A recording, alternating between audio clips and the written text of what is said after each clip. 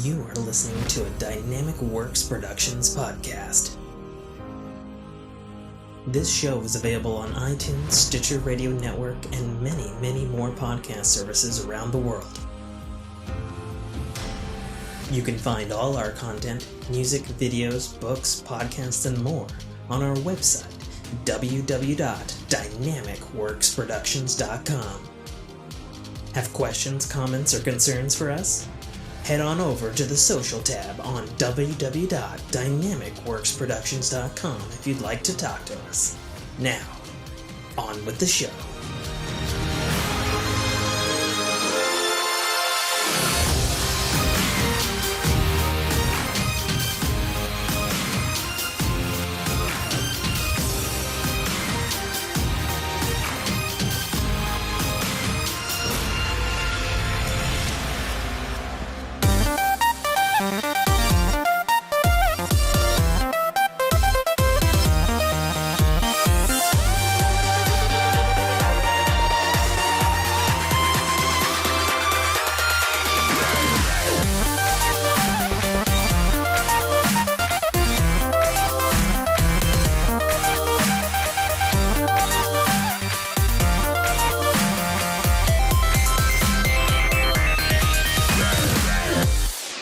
Welcome back to another fantastic episode of the Fork in Your Ear podcast.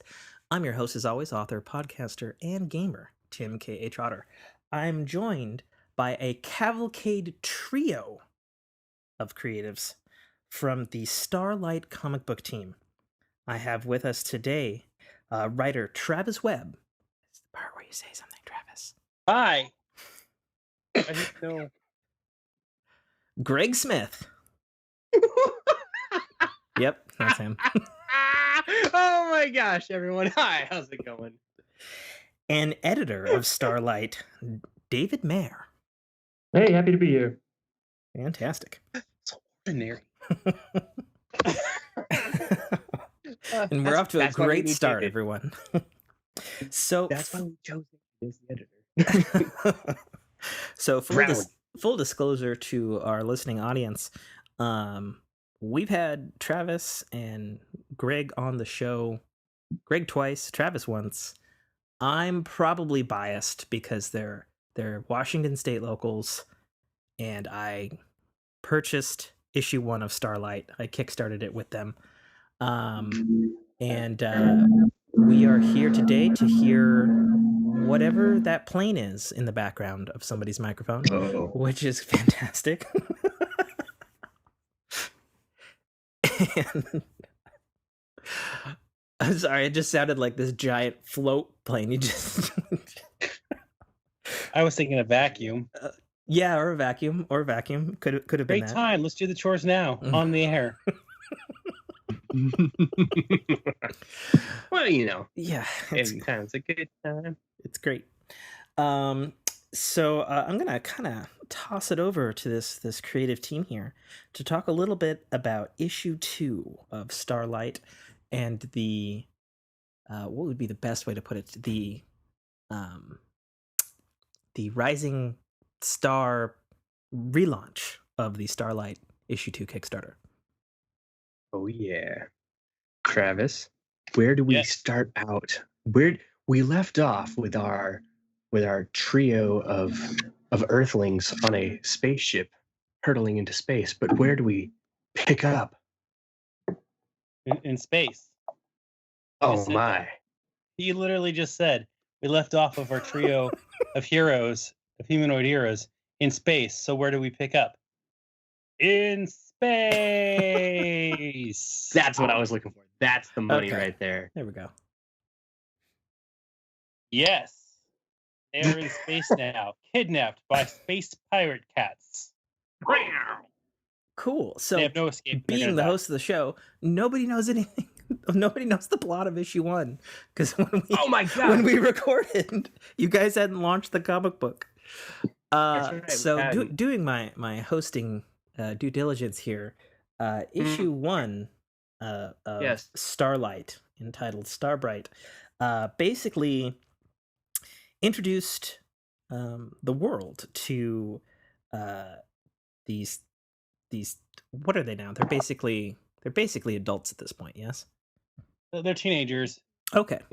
So they're teenagers who used to be superheroes As kids, and basically there's exposition and introduction to the world, and there's like I guess alien invaders that are kind of insinuated from like a newscaster's perspective. Space pirate cats, and they're cats that are space pirates. Exactly, and they used to be known as the Ultra Kids, right? They were, yes. And basically, they're kind of chilling. They're kind of hiding out on some island somewhere, or at least that's what it looks like. And there's a news reporter who tries. It's Bainbridge. I know. I knew from the get go. From the jump. Yeah, for those listening in the UK and the East Coast, Washington State, there's a bunch of islands. There's a bunch of islands kind of in our little crab claw peninsula thing in Washington State. And basically, some stuff happens, and there's a house, and aliens invade and take these kids. And snatch them right up off the ground. Boom, gone. We don't know why at this particular point.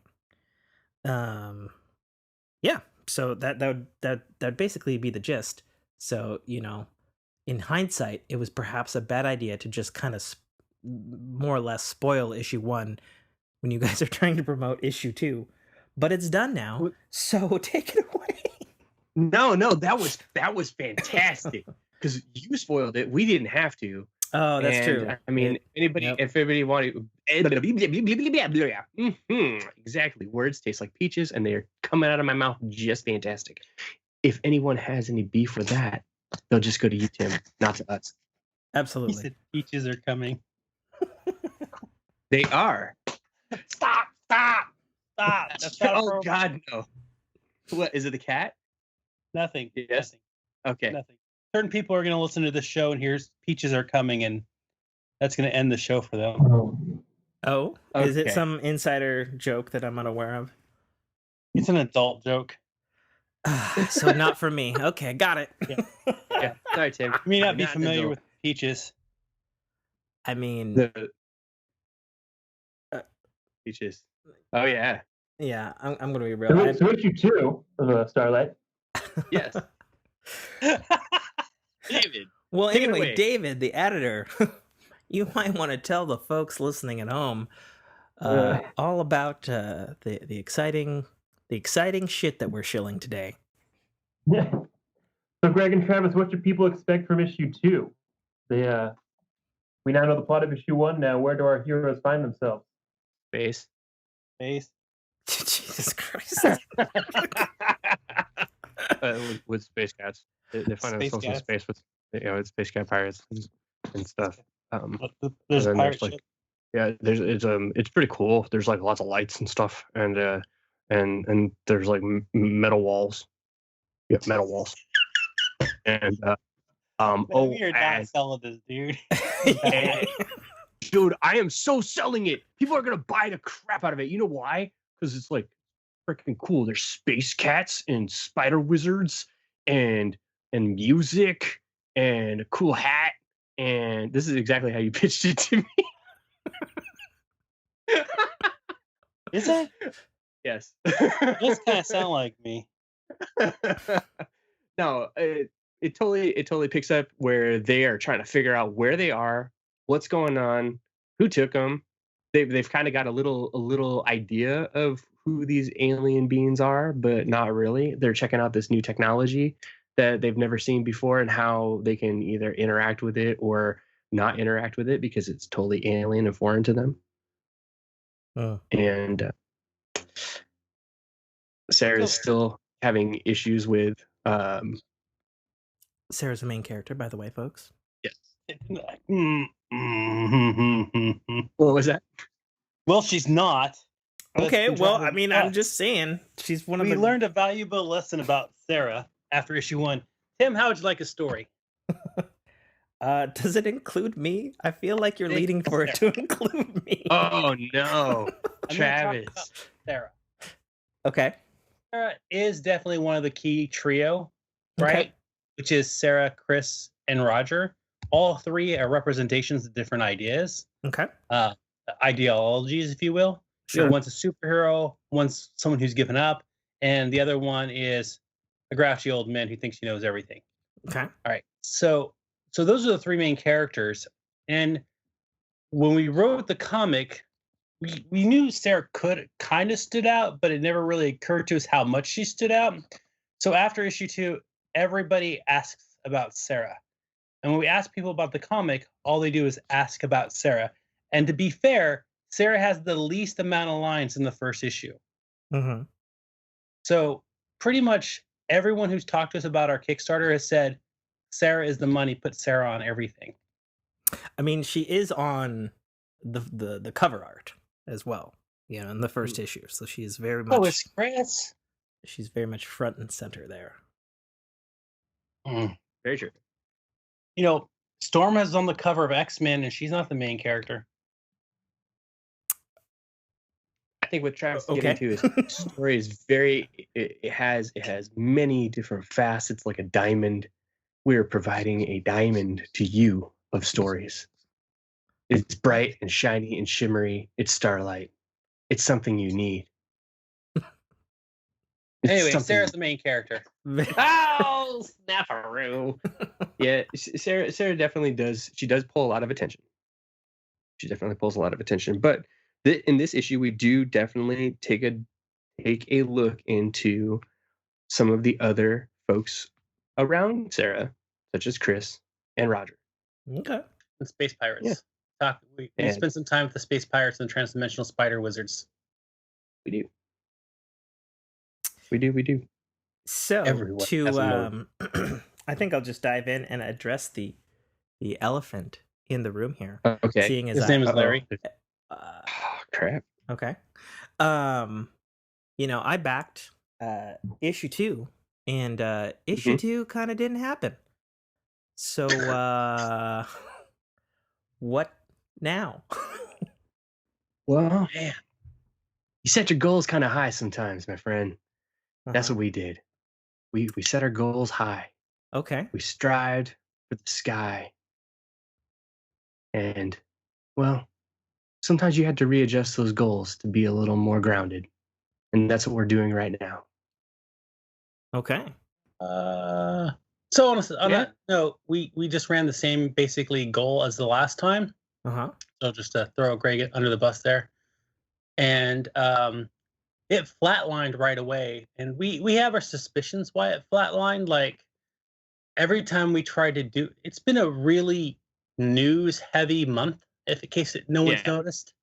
And time just keeps slipping by. Like it seems like a month ago, something else was happening that was just yesterday, you know? And so every time we would try to do anything to promote the comic, we would just get swallowed up in the news. Because it'd be within moments of some huge, giant news story. So that didn't help us. And the other thing, the one feedback we got back from other creators on Kickstarter was, there needs to be more Sarah. So we didn't have Sarah on the thumbnail, so that was apparently a big thing people were telling us about. And then, you know, beyond that, just in general, we got swallowed up in Kickstarter as well, because the same time we ran issue 2 was the same time that, you know, Keanu Reeves dropped his comic. Two other big people dropped their comics.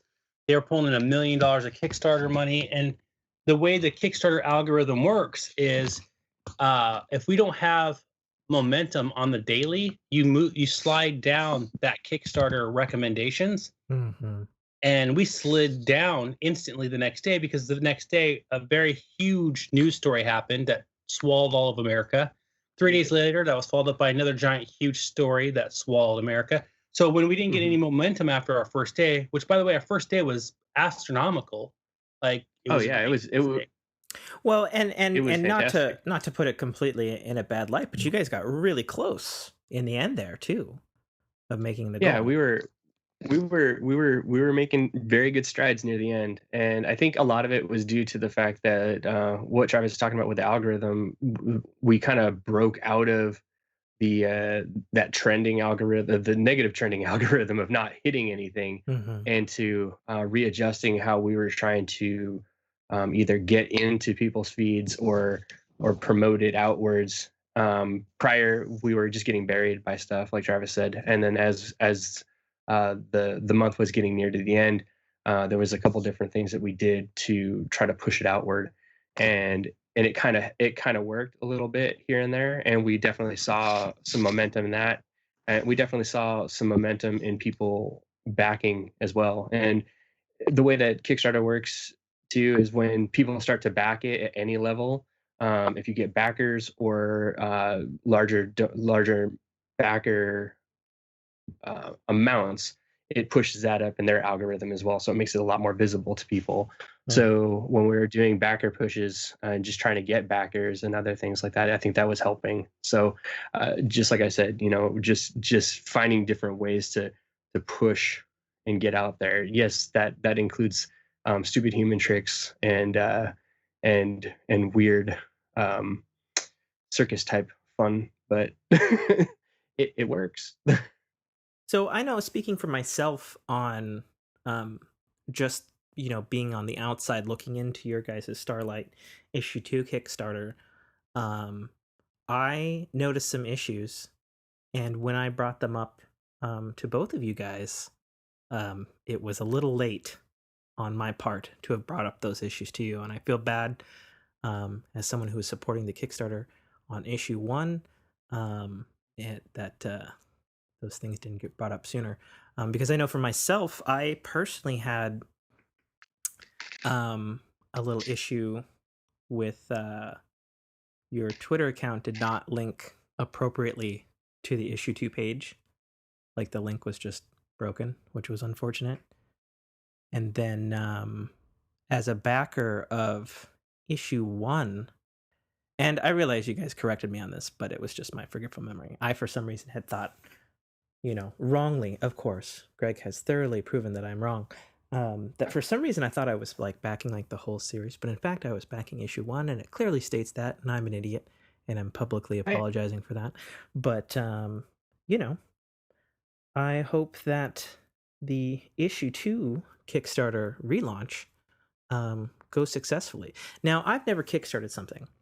If you do a Kickstarter and you miss the mark by like a skosh, are you guys like allowed to like re-kickstart? Is that a thing? Is that I have no idea. I have no idea. That is what we're doing today. Okay. Yes.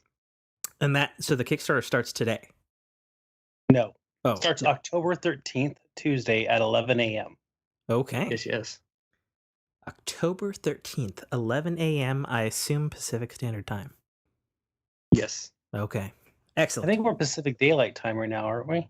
For a couple more days? Oh, no, this weekend changes. Does it change this weekend? I can't remember.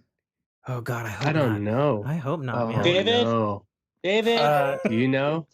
Time is taking on a new meaning during this time, but we are about to fall back. Okay. Fall back. Okay. All about who's attacking? I don't know. Life. 2020. That's the 2020 is the biggest villain of them all. Oh my god! Holy cow! It just keeps coming at us like Cruella de Vil, and we're just those 101 Dalmatians, and we can't get away. Yep, pretty much. Okay, cool. We're still on PTD. Yeah. PST, PDD, whatever time zone floats your fancy. West Coast family. Exactly. Oh my god. ABC. You're welcome. Boys to men. Exactly. So, David, this is the fun we have. Yes, Tim. We previously covered in great detail the Travis creation of this, the Greg's involvement in this as a writer. How did you come to this project as their editor? Yeah, that's a great question. So I'm actually from the Pacific Northwest as well, and Excellent. I was finishing school, and it's actually funny when I got the script for us. When I was reading through it, it actually takes location where my grandma lives on Bainbridge Island. Hmm. She didn't make it to the comic book, but we're hoping, future stories she'll be in there. But I my gotcha. senior year of college at Pacific Lutheran University, I started interning for Greg, and Oh, so I was you're helping Greg's him out. intern. Yeah, yeah. Oh That's, my. Do you know how much shit he said about you on the previous shows? I never. I do believe I remember that very doesn't sound vividly. like Greg. I'm seeing the waveform now in the audio editor, and I do remember Greg saying, "Tim, you've got to get yourself an unpaid intern. They are the best." Well, through Greg, I have met Drake Bell, so I mean, there are some benefits. It's true. It's true. He did, and that was, oh my god. Okay, that is a great. That was a great experience. But To watch you. It was embarrassing to embarrass myself in front of my childhood hero, but I did get to meet Drake Bell through Greg. But yeah, I interned I through do Greg. believe you screamed So- his name into his face. So I feel like Oh my god! I you're feel Drake like an Bell. idiot here. Who's Greg Bell? Drake Bell. Drake Bell? Of Yes. Drake and Josh. All right. So, well, this makes me feel really young. If because, you're saying that you just finished your schooling, I feel old now, and I feel like if my girlfriend were in the room, she'd be like, "You don't know Drake and Josh? Ugh." Yeah. But I don't. Do it. So apologies. yeah, I mean, most times our creative team has meetings that usually leaves with both sides having to go watch some movie the other has not seen ever. I see. Yeah, I was interning for Greg, helping him at cons up and down the West Coast. We go to Rose City, where I'm from, in Portland, do cons, then up in Tacoma for Jet City. And then I finished the year at school, and then we just kept working together. Greg liked having me around and wasn't costing him anything. And so then at the last con, which feels weird to say that because it was the last con we did together before everything shut down, but I met Travis there, and Travis, when we weren't having things going on, was schooling me about writing and the methods, the madness of everything. And then I got a call from Greg and Travis about this project they were working on, and they had quite a bit of it done, and they were asking me to start editing it because that's what I'd gone to school to do, was work on comics and be an editor. And Really? They have a program for that at Pacific Lutheran? I majored in communications and English, and so I hopped around from being the editor of the newspaper to the editor of literary magazines, writing for the paper, so just lots and lots of writing. Okay. And yeah, so it was really, I mean, it was sort of this great pleasure because Greg has Junior Braves, then Travis has all this writing he's done as well, and to sort of be behind the scenes, and then Brett, of course, is just a phenomenal artist. But it seemed like a no-brainer to sort of be in the presence of these three helping out with the story. Yeah, so first we tackled sort of the whole series as a whole about what was going on and how to make it flow better. And it was great because they really had a finished product, and so then I got to kind of come in as, the insider looking in and sort of tweak things here and there, and then really see some structural writing to help it read more cohesively. And so that, I mean, it's just fun to do. And I mean, as we can hear on this podcast, it's fun to be around this whole creative team and write and edit with them. Yeah, I would imagine they're quite a duo cast of characters. That is to be sure. I can only imagine. I assume you have some interactions with the artist Brett as well. Yes. Yeah, and it was. I'm a huge fan of his work, and I didn't even before even meeting him, and so it was exciting to work with him. Which is why it's so exciting to relaunch the Kickstarter for issue 2, because we want more people to read it. And it was so fun to make it. When you make something so fun, you want people to be able to read it. Oh, absolutely. I totally understand. So, what would you say? Because you've been you've been Greg's intern for how long now? Oh, the better part of time really flies. I would say 2 or 3 years. I've really been collaborating and working with Greg. Okay, gotcha. So the entire time that I've been accosting him at Comic-Cons, got it.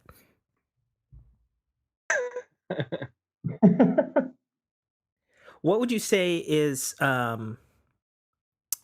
probably the greatest pleasure you've had as his intern, and what is like the most like bitch task he's ever asked you to do?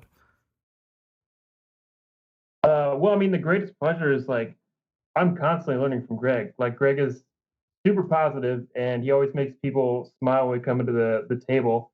And whether it's like a really really old fan or some young kids wanting to read the book, and between uh, like people coming up to the table and cons, like Greg is always so like welcoming to like have me pick his brain about everything about stories because like I've always dreamed of writing comics, so to be able to work with somebody who has a published comic is a dream. And I think at the last con we were also a few booths down from Steve Lieber, and Greg was like talking to me about writing, and he was like, "We'll go talk to Steve about it." And so even from the very initial first con we went to, Greg was really pushing me to get out of my own bubble and like attend different panels and like go learn something and then report back to him about what I learned. And so it's really fun to be his intern, but it's also like a huge learning curve. And so, or a huge learning process. Because I remember he kind of interviewed me to get the internship, and I said, well, like I will, hopefully be able to publish my own thing someday. But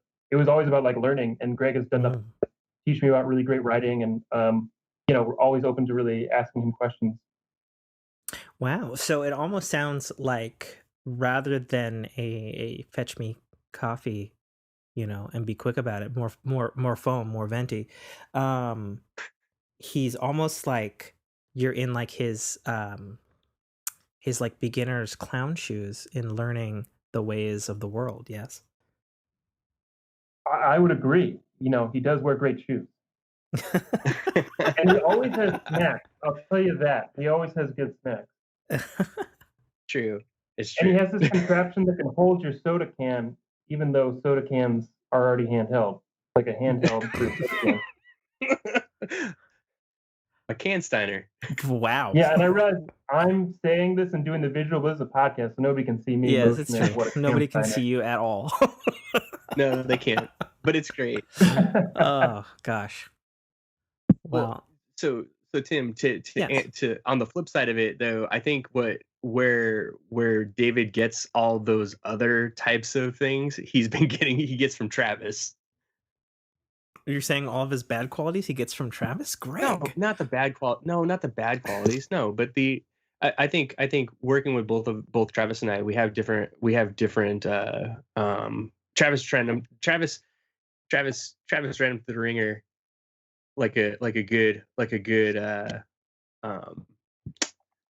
good boss would to see where his chops were at before he decided he wanted to work with him. I think I sent him for donuts.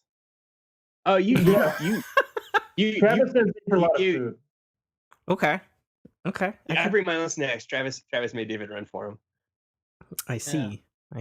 But on the other hand, though, I mean, I would say like that's got to be like the good reward, though, is that he gets a balance of these two different writing aspects and or how Travis and I also differently do things too, So we definitely, that's how Travis and I balance each other out. But David gets to be that third wheel, if you will, in a tricycle to help us give ourselves some balance as well.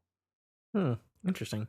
Yeah. See, tricycle. I do believe it's called a trike, but okay.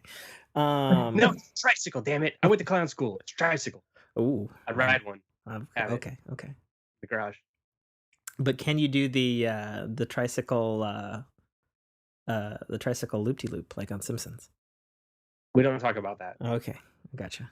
Ever since the accident, I don't talk about it. You guys mean unicycle? No, because uni means one. Right. Tricycle means three, and there's three of us, Travis. Why would I be impressed with a tricycle? I'm so confused. I'm sitting here looking at Pokemon porn on Pornhub. All of a sudden, you guys find a tricycle. This is a typical. So This Tim, Pikachu is this is awful. like How a does typical. anyone find that attractive? What? This is like a typical meeting.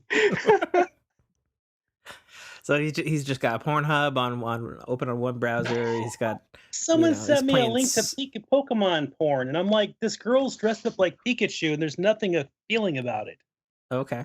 Oh boy. That's why I never look anything up at the store people send me. Oh. You never know what you're gonna get.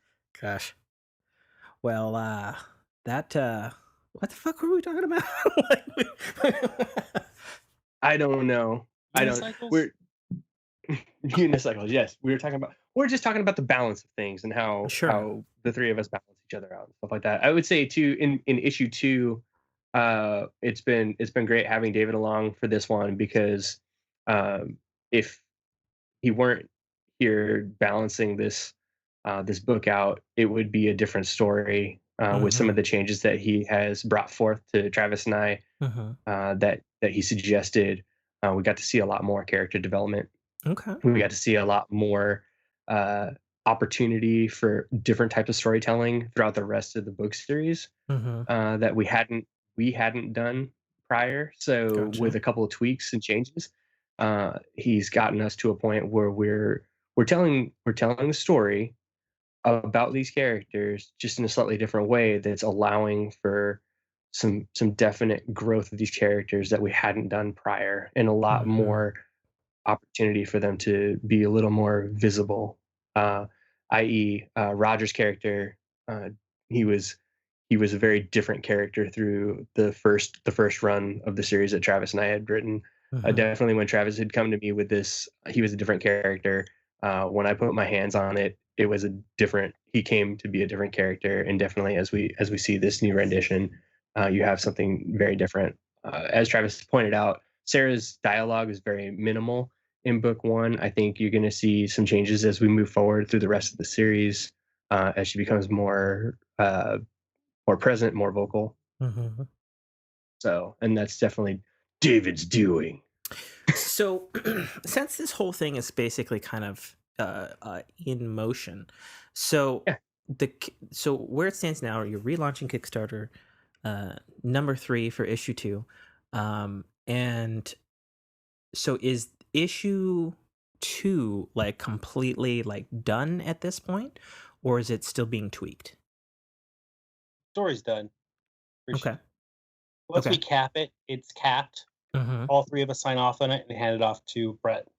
Okay. So I guess I'm kind of looking at at which point in the development cycle did David's edits affect the whole project? So David's edits, he's done an editor's pass, like a basic copy edit pass already. He cleaned up some pacing issues with us in previous meetings. So what we're doing now is, as issue 2 has been completed, David, Greg, and I meet again, looking at issue 3 to see if anything we changed in issue 2 or in the art of issue 2 needs to alter anything in issue 3. Gotcha. Because sometimes Brett will interpret what we've given him slightly differently, and we might have to address what he had to change in issue 3. Right. Like blue. Like blue. Blue? Question mark? Blue. Like the color? Light blue? No. I feel like I'm missing something. Character, non-character. Okay. Gotcha. Okay, so the story's locked, and Brett is what, 1 issue ahead of the unreleased issue 2? Is that what I'm getting? So he's drawn he's drawing pages, finishing up issue 2 currently. Gotcha. I was just trying to, from my outside looking in perspective, having never kickstarted or written a comic, although I'd like to one day. How has the people who have gotten their hands on the issue 1, the digital comic book or the physical comic book, how has the feedback, I mean, other than the fact that give me more Sarah, how has the feedback informed your story shaping decisions moving forward, since we have kind of a general idea like where the creative cycle is at this point in time? Like, how is it informed? Like, what, like, was somebody, like, oh, I don't know, something dumb like, oh, the colors are too, I don't know, colory or something. I don't know. I'm just making something up. Oh, the colors being colored. In a comic book, gosh darn it. Well, no, that's a great question, because you know what we're gonna do this Kickstarter? We're giving some folks a whole entire comic book with no colors at all. That's right, pencils only. You wanted it, you got it. No colors. That's think true, I'm joking? actually. I don't think you're joking. I think I'm I've been reading comics my whole life. Like, some people have the, the black and white comic book run. What was it? Jeff Smith's Bone was famously black and white. And then only after did it get popular, did they do a rerun in color. Scott Pilgrim. Yeah, Scott Pilgrim. Yep. Until after the movie was made, and then it was colorized. Oh, really? It didn't happen until after the movie? That's crazy. Well, right before the movie went into production, it started to colorize, I should say. So, it was getting colorized around the same time. But yeah, it's definitely one of those things. That you're right. People definitely like that kind of look, and it's something that when Brett proposed the idea of doing the pencils only issues, we looked at it, and you can really, we love his colors and everything that he puts into the art, but you can really see the art, just the technique and stuff with pencils only. Yeah, I think it's just one of those things, and this is just me speaking again, not from a comic book making perspective, just stuff that I have heard, or like if you look at like a Marvel comic, and 9 times out of 10 the person who is I do believe the term is inking the comic is not also the colorist, and it's possible, that the inker may have a different idea of the color palette to use, right? Because on this one you have both in Brett, correct? Yeah, and that's he's a one-man band, if you will.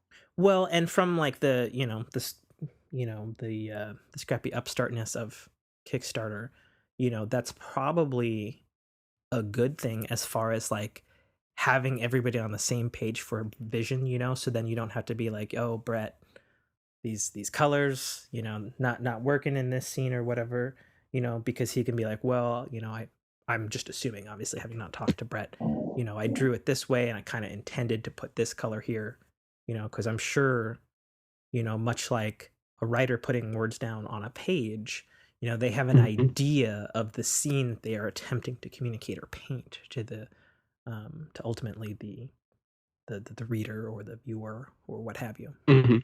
Yeah, for sure. I know Travis has had a lot more conversations with Brett about the detail and whatnot that's going into. So, for instance, we don't have stroked speech bubbles in the Starlite, and that's so they don't. That's because he doesn't want. Well, we don't. The dialogue to blast out the art on the page, because he's using such a saturated color palette in order to make it feel a little bit ravey. So Brett's strongest point, in a lot of people's opinions, is his coloring. That's actually what he does a lot of right now. And so he traditionally, for a long time, used a lot of rusts and browns. And this is the brightest color palette he's ever used. And so it's a new technique that he's doing. And so to keep that color bright and vivid, he's using a very kind of bland speaker box, is technically what it is, balloons. Yeah, I'm scrolling through the comic right now. Straightforward text. I'm scrolling through the comic right now, and that's something that I never actually picked up on. I guess strangely, I think it's one of those things of using a completely different analogy here. I once heard the interview with the famous Hollywood composer Danny Elfman, and he said his job as a movie composer is for you to walk out of the theater having never thought about the music. And if you didn't think about the music, he's done his job, which is, I find, both a beautiful statement, but also ironic considering Danny Elfman has like the most iconic themes of movie composers there is. And I think that kind of juxtaposed statement about that works for your text bubbles, you know, because like I'm looking at them now and I'm just like, oh, you know, they were completely invisible to me. It didn't even like hit my radar as like, oh, that's odd, they don't have the black around the bubbles, these guys. You know, it was just like, oh yeah, it blends in with the art. You know, it's kind of like just there to deliver. You know, it's kind of like the Samurai Jack art style has no black lines, you know, on purpose to make that art stand out more. You know, so yeah, and you know, just scanning through the comic right now and looking at the colors, just speaking from, you know, Washingtonian, I think the colors, like I totally like get the intention of like the ravey colors, because obviously, you know, we know from prior podcasts that Travis's former life as a rave lord, I guess, the rave godfather, the rave godfather, you know, and you can see that in the cover, but I feel like simultaneously you get the rave color, but as a Washingtonian, it speaks to the color of our living environment, because, you know, usually it's kind of gray, but when it is colorful, it tends to be a little brighter, at least in my observation. The green. Yeah, exactly. Greens and the oranges in Washington really stand out. Especially this time of year where we're going through the schizophrenic, you know, it's rain and then it's, I mean, I guess sometimes ash storms and then frickin', you know, then we get these everything blasts of like brilliant sunlight with like pitch black clouds. It's actually Silent Hill.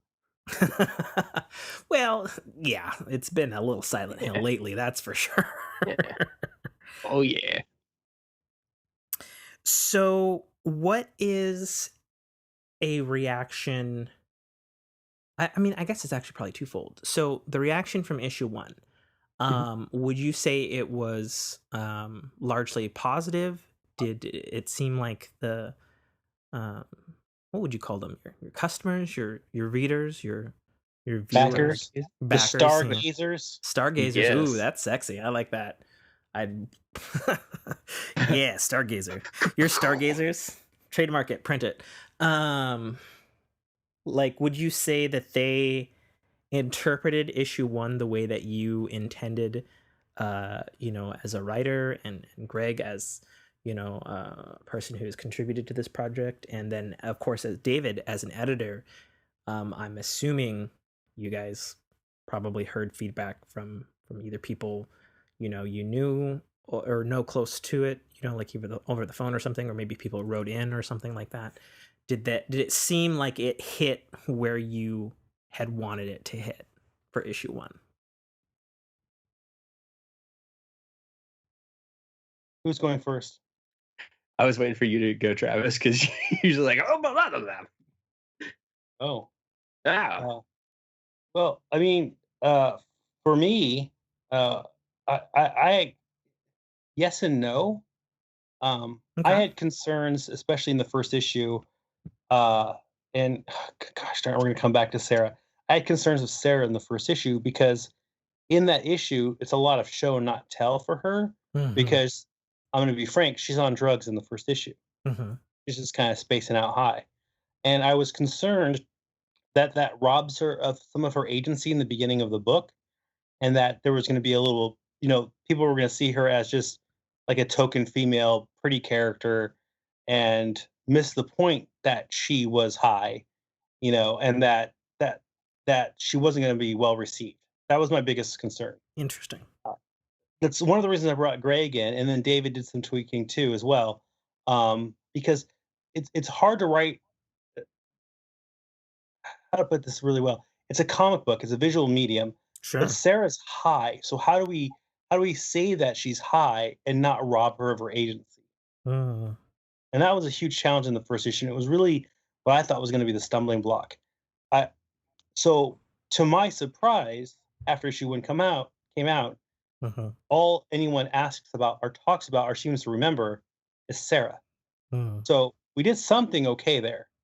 Okay. Because like I really did not expect people to grip to that character so well. Interesting. Interesting. So, did you like what was it from a story perspective? Obviously, fucking spoilers for issue 1, obviously people who are listening. But maybe you'll buy it and you'll read it and then you'll get issue 2 on Kickstarter on October. They should insert the date here because I've already forgotten. October 13th at 11 a.m. Yeah, there you go. You got it. How important was it to the story, that it opened, on her basically being at a rave and being high? Because I feel like, from the outside looking in, that it's like, well, that's how they were able to get taken, right? Was that part of the crux of issue 1 to get to where you needed to go in issue 2? Or was that a product of, having a background in raves and people most likely being high at raves, and it's just like, well, she's doing this life now because of her former life. So, David Gray, you okay to let me take this one? Yeah. Yeah. So the reason, that was my decision. You get Roger out of the way, who sets up all that exposition, right? And then we open with the rave. The rave tells both Sarah and Chris's characters immediately. That was chosen so that Chris is in an environment that anyone who relates to Chris's type of character, which is I'm the superhero, I'm a straight and narrow, but I'm also taking care. He's a Captain America. He's going to get his sister home. He's not going to punish her for it. He understands her situation. He understands his sister struggling. So that's why we opened in the rave. So you got both those characters. You see him doing what he does best, rescuing Sarah and taking care of the little sister. And you see Sarah doing what she does best at this time in her life, which is getting fucked up and trying to forget. Okay. So immediately that sparks their epic transition. Those two characters have, they're going to go through a lot by the end, and they're not going to be the two characters you meet at that rave by the end of the story. Sure. So neither will Roger, by the way. So from your perspective as sort of the, I know you originated the story, sort of the chief creative, so to speak. It was really from the perspective of informing the audience, this is where they are in life. Right. And then, so did that directly inform on the back end, like, okay, this is how they get captured? Or was it more like, okay, from there, we can do this? Well, that was a monster challenge because, really, there's a huge challenge to that whole story, which is, we've all seen The Boys, we've all seen Watchmen, right? The whole tear down of the superhero character has been done to death. Sure. Right? So when I was originally putting the story together, because it was really originally started with Brett and I, and we were at Burning Man. I think I told you guys that in the last podcast. Yes, you did. And he was just like, make kid superheroes who are now ravers. I decided to make only one a raver, make the other one a Captain America. And I did that because it makes the story, it creates a dynamic, right? Sure. And gives me 2 points of transition for character development. But the problem is where do I want to develop these characters? Now I can put them in New York, right? And we have another, kind of a takedown of superheroes in reality. I was like, man, that story's so old. I really still want to write a superhero story. I want to write about being superheroes, not about the challenges of and the evils and the moral questioning of what it means to have superpowers. I want to write about what it's like to lose, to not become a superhero, and to try to figure out where you belong when you don't get to become a superhero. And I want to do it in a superhero comic. So the best idea I had at the time was, well, let's just kidnap them with space pirate cats and make the bad guys trans-dimensional spider wizards. That'll solve that problem. Get them right off Earth. That's stated so nonchalantly. You're just like, yeah, this. Well, I mean, to be fair, Brett said, try to go really crazy with the story. Like, you're best at when you're doing really crazy shit. So I'm like, all right, transdimensional spider wizards. There you go. So yeah, that's where the turning point. So the rave leads to them getting kidnapped, and they get kidnapped primarily to get them into an environment where we can explore their different character transitions, their dynamics, and what it means to be a hero, what it means to feel like you never got your opportunity, which is where Sarah stands. She never got her chance. Where Chris is, where he never got his chance, but he absolutely should have been a hero. And where Roger never got his chance to become a real journalist, a desk anchor, something legitimate. And he's making these stupid like Discovery Channels or History Channel videos for YouTube, So all these guys never became who they were supposed to be in their minds, and now they're in deep space with space pirate cats.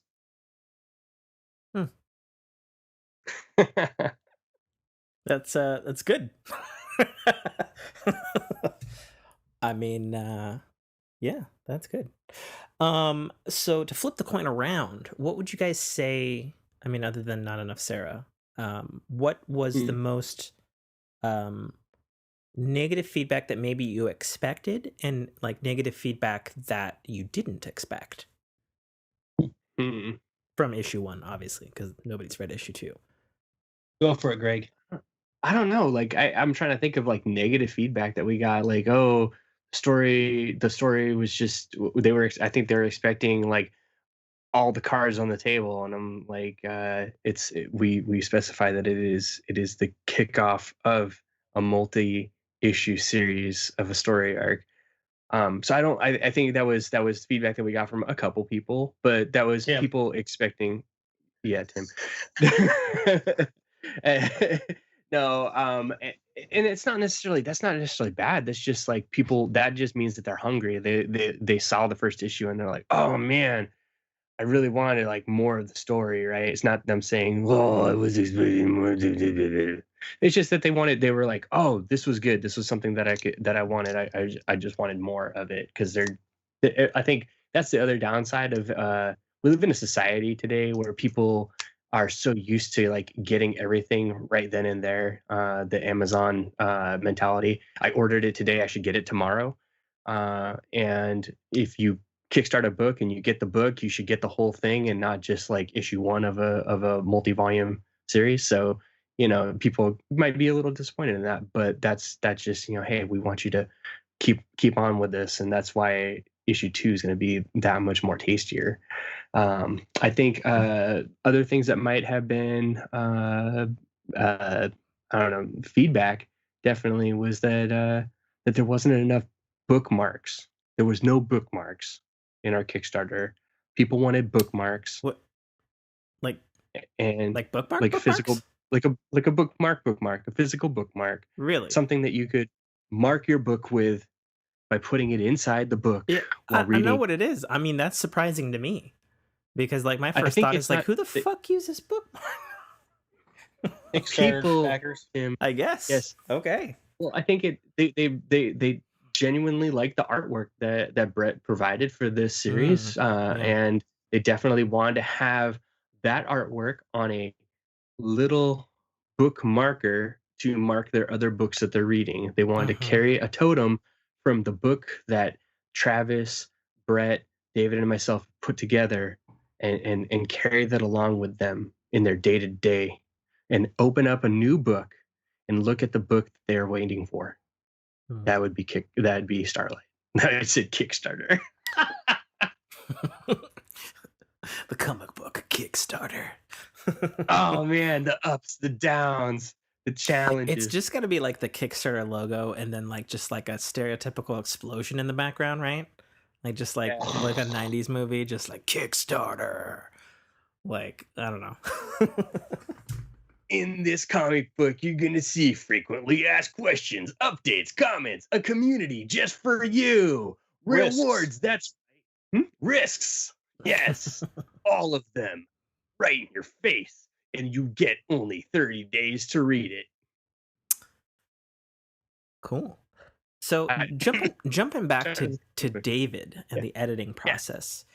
So do you get to have any say over, I mean, obviously, you do a pass on on the copy, on the writing, which you're probably familiar with doing, but do you get a say in, like, oh, because we've said, this sentence or this exposition here, let's reorganize like these panels, or is that all on Travis, Greg, or is it all on Brett, or who's tasked with that? Yeah, I mean, that's part of my role as well. I mean, when I came with issue one, it was more making sure dialogue flowed and there was, coherency and basic copy edit issues. But especially more fully with issue two, it's like if there's, a problem within the first 2 pages of the panels, and Brett hasn't even started, drawing it yet, then where can we rearrange those, right? Mm-hmm. I'm not the writer, so it's not, I'm not choosing Space Pirate Cats versus other, those things are already decided and established and makes the story really appealing to people. But, I'm behind the scenes making sure, like, okay, if we're going to have this happen in issue one, then if that happens in issue two, those things have to tie in together. And as more issues roll out, more things are set in stone, right? With issue one and two written and set, then there are only so many things that can happen in three and the preceding issues that we have to make sure make sense, having had issue one and two being the way they are and written and ready. Sure. So whose brilliant idea was it for, and I've said it's brilliant before, I've said it to both of you guys, whose brilliant idea was it for the Overcast Comics logo / name? Because it's brilliant. Definitely. It was Brett with the image and me with the name. It was like he threw the image up there, and then it was like changing. He was playing with colors and like in our group chat, and like we were just throwing up like different stuff, and that was the one that stuck. So it was just like, we just kept when he put that image up, and then there was like 4 or 5 different names that kind of popped into mind, but this is that Overcast Comics just kind of fit and hit because you got the rock. It's iconic, man. If you've seen the movie Goonies, and I think that's what Brett had. He'd even said, like, we have to have this. It's like, I mean, it's like Northwest. That's like the landmark. It's a thing, and well, it's just the name. Overcast. That's what it is. Yeah, like 80% of the time. So was that just kind of like a throwaway? Like, this is going to be our brand for Starlite because we're all from the Pacific Northwest, like, or is there more of a, like we're gonna go find other people or whatever, God willing, the Starlite backers like just blow this thing up and Starlite becomes like really well known and huge, and then like, was there another intention behind it, or was it just like, let's get a rock from the Goonies, they know that it's Pacific Northwest, yes, this art, go. I think the dream. I think you're gonna say it right. Greg, go ahead. I think the dream would definitely be to take that iconic logo and move it forward into the future after another issue of Starlite.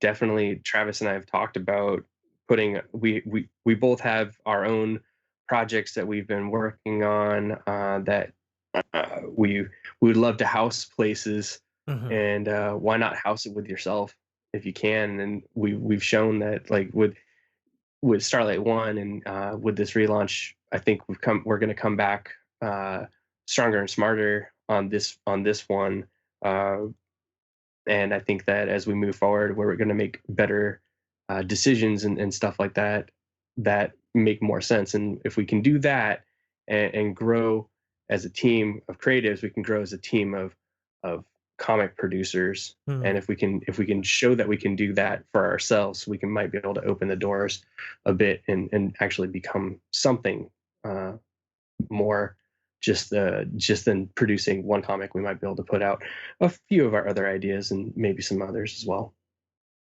Excellent. I look forward to seeing that day dawn sooner rather than later.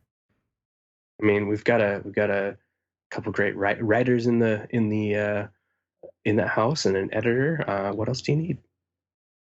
An artist. We've got that. We have other folks that are coming on to help us out with different things. I mean, heck, we've got a guest artist doing an alternate cover for this issue. Jenna Ayub has done a fantastic alternate cover for issue number 2 that hopefully people will be excited and really want to get their hands on, because it's a really cool looking cover with Sarah on it, and it's got what's in the background, all the snacky goodness from the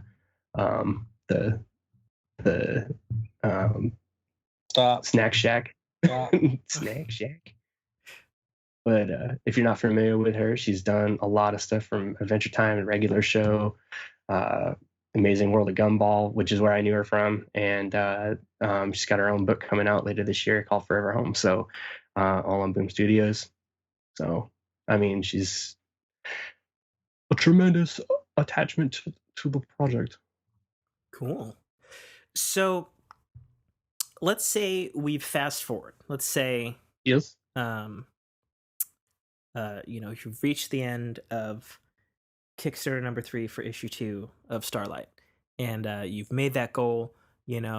Travis is running around asking me why I haven't sent him my address yet to send the comic book to, and I'm like, shit, yes, that's a thing. Because you've done that. It was a thing. I remember when you messaged me and I went, oh yeah, that's a thing. You guys are excited. You guys are shipping the comic. You guys are getting geared up for, I assume, issue 3 probably. At what point does it cross your guys' mind, or maybe it's crossed your mind already? Like, at what point do you try to get Starlite moved from like a website and a Kickstarter to like having, and I don't know any of the workings behind this, so I'm asking as a complete stupid person, like at what point do you like move that over onto like, okay, cool, it's on Comixology or something digital, like at what point does that occur in the process? Or is it the counterpoint process of, I mean, you ask pretty much any of the Image folk and they'll be like, no, we want to own our comics and not do any of this shit and get away from big corporate. Like, at what point do you guys start considering that or thinking about that, or inverse? That's a good question. Travis knows the inner workings better of the as he's been playing around with all the Amazon stuff, the ISBNs and other things like that. Mm-hmm. I mean, likely we're going to probably release it on Amazon after the second issue is done. Okay. As a digital only, through Amazon for people who want to pick it up and stuff. And then at some point we might do a trade after it's all over.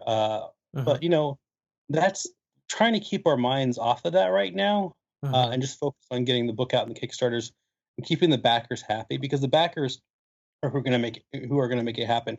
We can't really do an Amazon if we can't afford to finish the comic. Sure. Yeah. Absolutely. We can't, or we can't do a trade if we don't have a finished comic. Sure. And that only happens if the backers back us. So right now, that's our primary focus at this time. And the rest are just like, oh, well, those are nice to have if we can get this done. Sure. It'd probably be far, far down the road. Gotcha.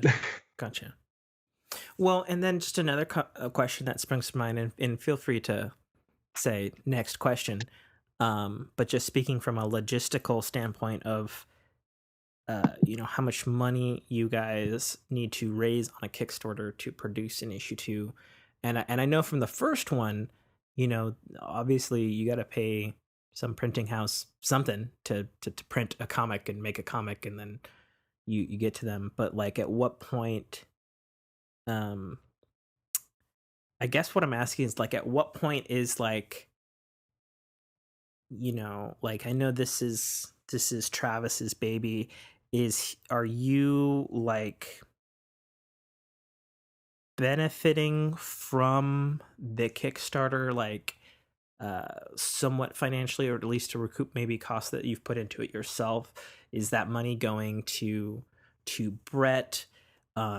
Is it going to donuts for David to run to you guys? Like, at what point does it become, like, these, like, oh, this is the goal because this is the minimum money we need to, like, pay our artist, and for donuts, and comic printing press, and probably whatever you guys spend on shipping, right?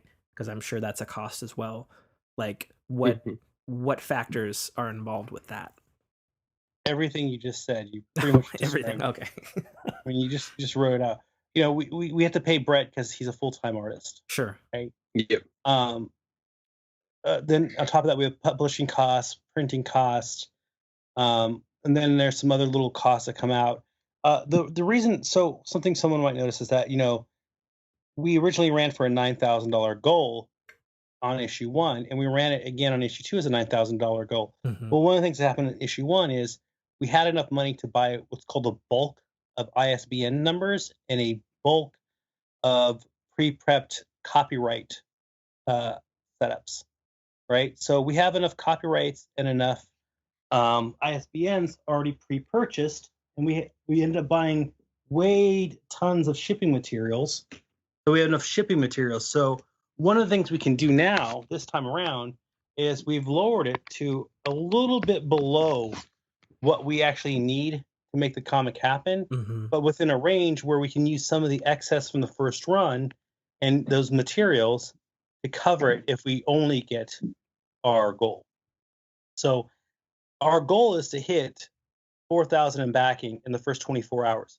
With that $4,000 in backing, that would be barely enough to pay Brett and use some of the existing money and the shipping materials to run the comic. Our hope is not to have to do that. Sure. Because that could get, that's still high risk. Our hope is after the 24 hours, if we can hit our $4,000 goal in 24 hours, that will bring in a couple more thousand closer to our 9,000 mark from our first Kickstarter with some stretch goals, and it'll be nice and hunky-dory. We'll have a little bit of money beside for the next one, so forth and so on. One of the tricks we were told was, this is by other backers, is a lot of that. Greg was talking earlier about, how you move up in the Kickstarter level by showing activity, and the activity is based on a percentage based on your goal amount. So if you have a $9,000 goal and you're only selling $4 issues, right, that doesn't move the needle very much. But with a $4,000 goal with $4 issues, that should move the needle a little better. And we're going to move that needle by stupid human tricks. That's right. We're going to do dumb stuff. Get that bread. On Greg's Dumb Variety Show. That's right. I mean, we joked about it pre-show, but I mean, it is definitely one of those things that people, I don't know what it is. I mean, I do dumb things. People like to see dumb things.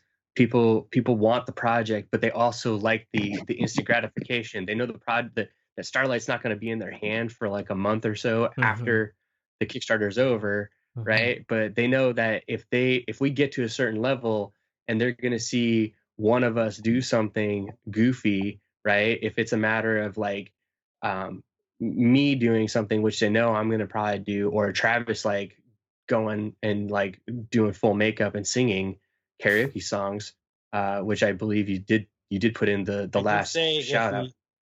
If we hit our goal in the first 24 hours of 4,000, I'll put on makeup based on people's input on live chat and then sing karaoke. Yeah. So he'll do that, and then if we hit that $4,000 goal, I had some backers and friends from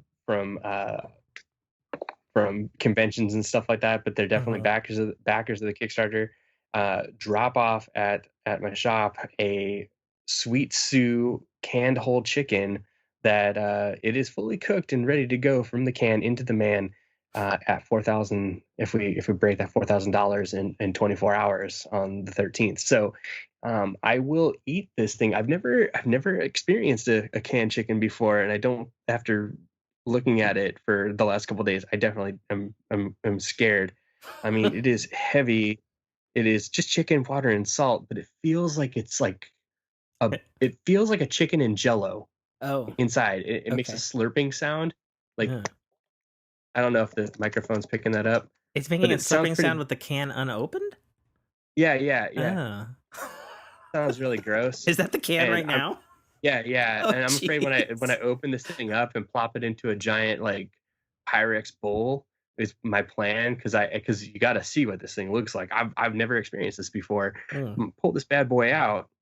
If I'm like, knock on wood, I'm pretty sure we're gonna break that backing goal. But I'll pull this thing out and eat it live on Facebook for everyone, because this is, again, people ridiculously want to see me do dumb stuff. Last time I made a sauerkraut beet and apple Jones soda smoothie. Oh, That why? that was definitely something that defeated me. Although it was like 8 ounces or Mm-hmm. 8 cups, and I got through like there was only 2 cups left of it. So I mean, like, that was a lot. Oh, my. I think I broke the blender too, and it didn't blend all the way. So I was just eating it with a fork at one point, and then a time before that, for our last when we were trying to break the other portion of the goal, I went through and I ate like a jar of relish and a can of Spam back to back, and boy, oh boy, that was a bad idea. It's like all I could smell was like Spam and relish for like days, but also Mm. didn't take a shower for days, so maybe it was just me. Yeah. I'm wondering though, what will David do? Jenna, our alternate cover artist, has agreed to do a food challenge with me, and we will, as we get closer to the date, that might get announced, because she's also um, interested in doing one of these fun things for the project. So who knows? It could be like a pumpkin spice pizza, or it could be a um, a giant Jello mold filled with all sorts of random things that shouldn't be in Jello. Who Mm. knows? Mm. I'm looking at weird cookbooks, and boy, oh boy, there's a lot of weird stuff that you shouldn't eat. We might do an egg challenge. I'm not sure. I mean, nobody wants to do an egg challenge. It's just terrible. Hmm. You're like, Yeah, I mean, I don't know what else to say with that. I mean, I see you guys do that, and I was just like, I'm not watching that. I'm not gonna watch that. That sounds like I don't need to see that. you don't need to, and you don't want to, but I've seen you. You've clicked on it. You've watched it. Have I We though? know. Yeah, you have. Have I though? Yeah, you have. I don't know. You did. You did. I know you did. I'm not usually. I probably clicked on it if it was available on Twitter. I'm not particularly a Facebook guy. No. I post the links in both places. I know you clicked on it. But do you know? No, that's the question. Oh, I know. Indeed. I know. Oh, yeah. Travis told me. So, how much time do you guys have today, gentlemen? Never even asked that. I Travis have no has all the life. time in the- That's why I'm playing video games. I mean, on this interview. David is the one with the clock running. So I you see. should ask David more questions. Yeah, I probably don't have too much longer. I need to Okay. eat some lunch and then head to work in fairly soon. Yeah, you the not the not babysit these two job. Yeah, yeah. Yes. It is a full-time job. I would imagine, and kudos to you for also having another full-time job as well. I don't know. I don't. I mean, he's gotten you guys donuts. He has some semi-cosmic, powerful authority to alter text and edit text and potentially arrange panels. Mhm. he thoroughly enjoys the tutelage of Travis and Greg, and it seems like he is he's just a nice dude who was I don't know if handing my credit card to him to go get me a donut is really tootling him, but you know. Oh man, you sat down. You guys talked a lot that day when we were Yeah, that about weekend. what donut I wanted. No, I made it back to him several times to make sure he memorized it. I wrote it down the first time, and I pitched Travis some ideas. He likes one of them. Oh yeah, the Pikachu porn one. Okay, I want Man, let's be very clear. It's not all porn. about this Pikachu porn. It's a porn. Oh, He pitched a really great porn idea to me. okay. it was. This just in. Travis branching out to Pikachu porn comic books at Overcast Comics now. So They're gonna be fantastic. You're gonna have to catch them all. oh my God.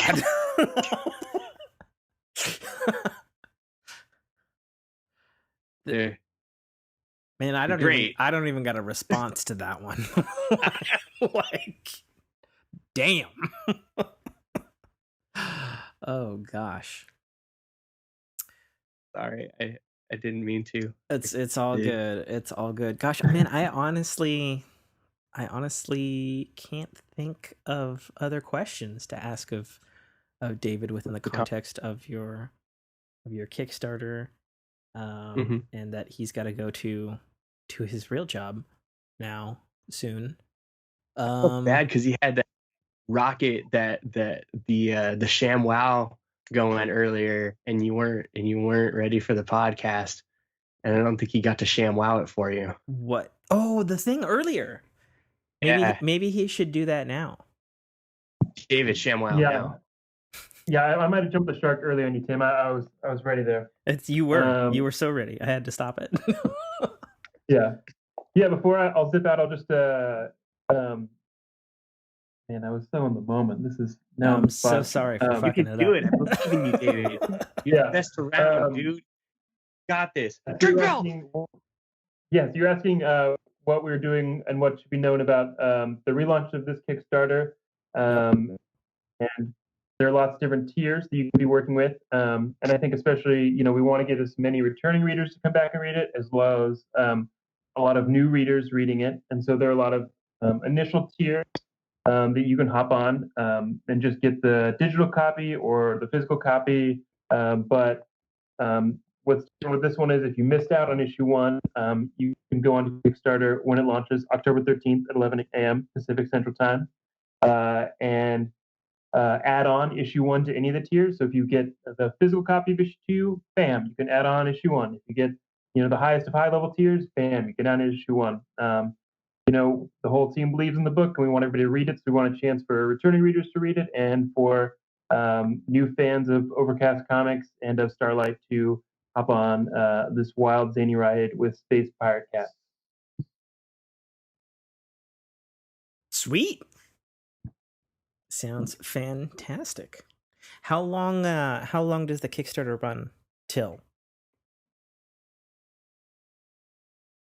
I believe the Kickstarter runs 30 days. Is it 30 days? Okay. Oh, we have not said. It's important to follow up David with, which is www.starlitekickstarter.com. Starlite is STARLITE. You are absolutely right. I remember that being a huge thing when I first had you guys on, that it is STARLITE. Yes, like the drive-in movie theater. What's a drive-in movie theater? Stop, Greg. I'm Travis, they're sitting on a car on the spoilers. It's not. Oh wait, the cover's out, huh? Yeah, the cover is out. Release the cover. I forgot who I am. Yeah, I forgot who I am. Quote of the day. Oh my goodness. This is what David has to reel in all the time. If it's not me eating random things like a chud, then it's Travis forgetting where we are in the world. We're right here, Travis. Right where we're supposed to be. Oh, look, a cat. Oh my God, is it in the ceiling again? Oh, staring at That's me. that's one thing that people, if they're not familiar with what we do, a lot of times when we're running these Kickstarter promotions, Travis, myself, will be doing videos and stuff, and generally Travis's cat Caesar will accompany Travis and get into various predicaments. Once Caesar climbed into Travis's pants, in which Travis jumped around the room screaming. Another time, Caesar climbed into the ceiling, in which Travis is like, "How do I get you out of my ceiling? I gotta go," and then hung up on everybody. Yeah, that's a true story. It's like he can tell that we're doing video conferencing, and he just has a meltdown. So I let him in, then I'll let him in, and he'll go about purposely trying to be on the camera doing crazy stuff. It's like he's aware, and he has to do crazy stuff. Make sure everyone sees his crazy. It becomes a Caesar show. It is fun. Well, I do think, though, given everything that we've talked about on the Starlite Kickstarter for issue 2, I think you guys are forgetting the one key ingredient that was your most successful action of the issue 1 Kickstarter. Holding a puppy What's that? hostage. Holy Jesus, that's dark. No.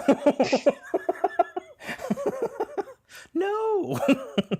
I was going to say guesting on the Fork in Your Ear podcast. Oh yeah, that's what we failed last time around.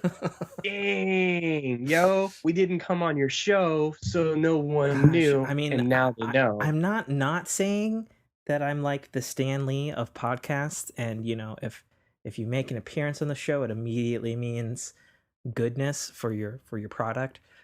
But I'm definitely saying that. Oh, I believe it. And now you got like it's a triple threat. Last time, like the first time around, it was just Travis and Greg.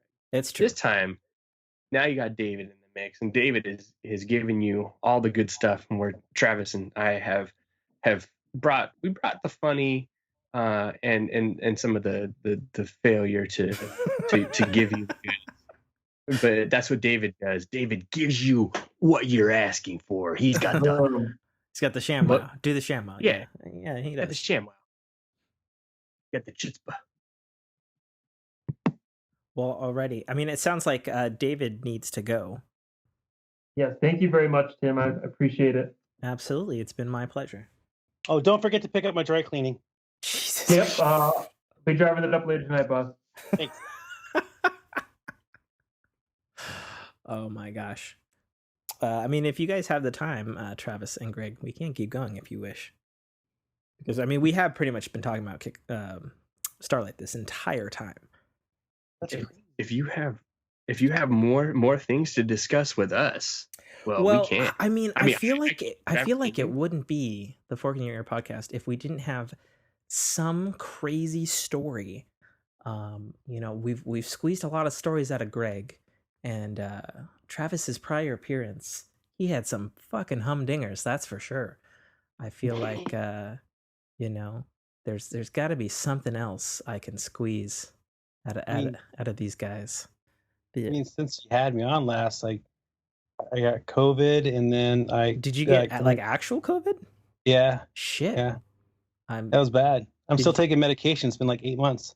Oh my god. I'm so sorry. Yeah, it happens. It happens. That's why we didn't come on the show last time. It's actually probably true.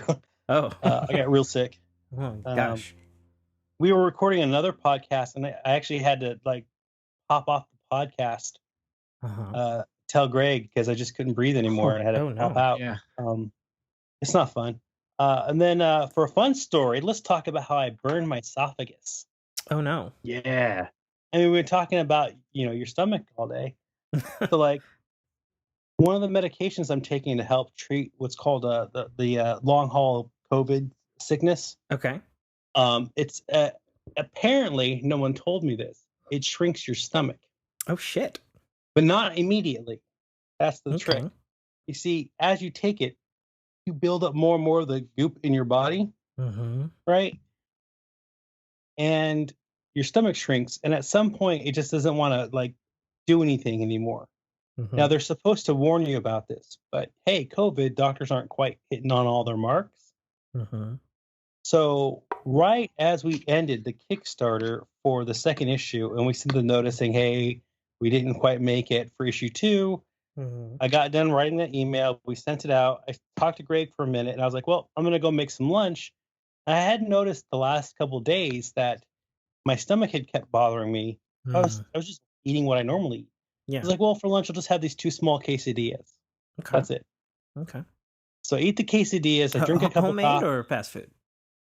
Homemade. I just Okay. threw some stuff in the microwave. Yeah. And immediately I was like, oh, man, my stomach, like the middle top part of my stomach started hurting. You know, like where your ribs kind of, you know, meet your stomach. Yeah. Start hurting. And I was like, yeah, this hurts. I was like, well, something must be wrong. So I just decided to walk away. I go sit. Another half hour goes by. It just keeps getting worse. Next thing I know, like I'm crunched over and my stomach's contracting for no reason. And then they called an ambulance. Oh, man. So in the ambulance, first ambulance shows up. They take me. Wait, no, the first one shows up, and they're like, well, we can't take him. We're going to have to wait for another one. So I'm like in my driveway on the ground, curled up in a ball with my stomach contracting like I'm having a baby over and over again, causing me to scream out whether I want to or not. So we get into another ambulance. It shows up. They start driving. They get about halfway to the hospital, and they're like, you know what? We need this other ambulance. We pull over on the road, on the side of a 4-lane road, and another ambulance pulls up behind us. They stop traffic, pull me out of one ambulance, and move me into another ambulance. What on the side of the road? Why? I have no idea. I gotta be honest. I was in so much pain and screaming. It's just a vague memory. And so then they got me to the hospital, and my voice is going, and I don't know why. And what's happening is my stomach was so small I couldn't fit the quesadilla in it. Oh. So the quesadilla had backed up into my esophagus and opened my esophagus, left my esophagus stuck open. Oh no. So it was pumping bile into my body. Yeah. Like stomach acid in my body, which is what's causing contractions and all the pain. And the acid had started to burn my esophagus out, so I was losing my voice. And even my voice now sounds a little bit different. So all this goes on. I get in the other ambulance, get to the hospital. I was there for 6 hours screaming whether I wanted to or not. I would go in a contraction and scream and be like, I'm really sorry. I'm really sorry. I'm trying not to say anything. Oh man, it was horrific. But yeah. Good news is you're good now, right? Yeah, it only took 5 days of laying in bed crying and screaming. So that was fun, you know. So side note, you know, if your stomach feels full, but doesn't normally feel full at that amount, just let it be full. Just if it feels full, it doesn't matter if you're used to eating more food and you only ate like a quesadilla. It's full. Let it go. Let it be. Wow. Yeah. So there you go. That's my fun story for today. Man, is it fun though? Everyone should try it at least once, right? Oh God, no. If you like intense pain and screaming out, take the drugs for whatever he was getting for COVID and have a quesadilla. Or just eat until your stomach is so full that it can't process any more food and eat a little bit more. There you go. Yikes. That's pretty much what I did. I didn't even know your esophagus could get stuck open. Apparently it can. Yeah. I mean, it's just like a flap, right? Yeah. Or I think it might be a sphincter. You mean it's like a sphincter? It's not a sphincter? No. I mean, there's a muscle that opens and closes. Oh, gosh. Like doctors were explaining stuff to me, and I'm like, huh? Sounds cool. Interesting. I'm really bad at doctors, man. Well, that sucks. I'm glad you are doing better now, Travis. It's the only story I can think of. I gotcha. I'm just blown away by the fact it took 3 ambulances. That doesn't make any sense. Like, why? They're like, nah, not so the red weird. one. We need the silver and yellow one. Well, No, not the silver and yellow one. We need the blue and white one, or whatever the hell. I don't know. Well, the I first can one was imagine- the fire. Oh, go ahead. Yeah, an aid car usually can't take you to they could just come there and provide aid, but they can't take you. And then the secondary ambulance is the one that comes and takes you. But I'm imagining that whatever was going on, they were not prepared and kitted out. I'm not a paramedic. Yeah, but- I think that was it. There was something they had to do differently between them. and they just didn't have the resources on board to do what they needed to do. I know from my own experience with my grandma and my mom in the past, like the aid car usually shows up and provides whatever type of necessary life-saving skills are needed at the moment, and can prep you for movement, but they can't take you. Yeah. So, yeah, they're not an ambulance. They're just more of they're like everything but. So they come with all the gear, depending on what they need to do to break down doors or to get you in, out, and I guess ready to go. Gotcha. But again, that's my own personal experience watching that scene several times in the past like 4 years. So. You know what was weird is they Yeah. gave me something called a GI cocktail, and it was like Pepto-Bismol and lidocaine. Okay. And so I drank that. I mean, I assume it probably felt good then. Nope. No. I was still because the contractions. Actually, I was trying to explain to everyone too. When the contractions are going on, it's just what it is. Mm. Oh man, I'm just imagining the pain, because like I've also dealt with the stomach contractions, but not on the level that you're talking about, and I just know that like when your stomach's doing that, it does not feel good. Ugh. Uh-huh. And to just feeling that what I was thinking about thinking. Oh, what? Yeah. I thought you were saying me. not you. Oh, you? Yes. Anyway, You. Wow. I was gonna say that. Yes. As it went on for about 6 hours, about the 6th hour of it, I was starting to like faint from just being so exhausted between Oh, no. contractions. Jeez. Like my body would try to go to sleep. It was just like, I'm so tired. Well, that is horrible and horrifying and not uplifting in the slightest. You were looking for an uplifting fun story. I was looking for something fucking nice. Okay. Oh boy! Not this You got horror- none of that horror from show. Travis. I guess doing Sorry. my hostly duties, I wasn't going to talk about it, but I guess I got no choice. I fucking I relieved myself into a flask during this podcast about 20 minutes ago. Thank you for sharing. about when Greg was going off about the two different kinds of negative feedback that you guys received on Starlite. I just hit the mute mic and I was like, nope, I'm not gonna make another edit point. I'm just gonna soldier on. And thankfully, wow. Greg, I was really worried. Like, I honestly have no idea what you said during that. I just heard your words and was hoping that they would keep going as long as the stream was going, so that I could come back in seamlessly until, you know. And I kept it going long enough for you to go. Yeah, I think the concerning part is it's my usual work flask, which is 34 ounces, and it's like 3/4 full. I don't know. Yeah. I don't know what's going on with that.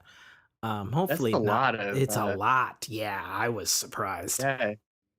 So that's a story that happened right now here. One, you relieved yourself into your flask. Two, you relieved yourself so much that it's almost full. And three, that's your work flask, the one that you drink out of. Oh, I am gonna fucking drink out of- sterilize the fuck out of it after the show. I hope so. I mean, Like, I know from like survival like class experience and stuff like that, filtering your own brand.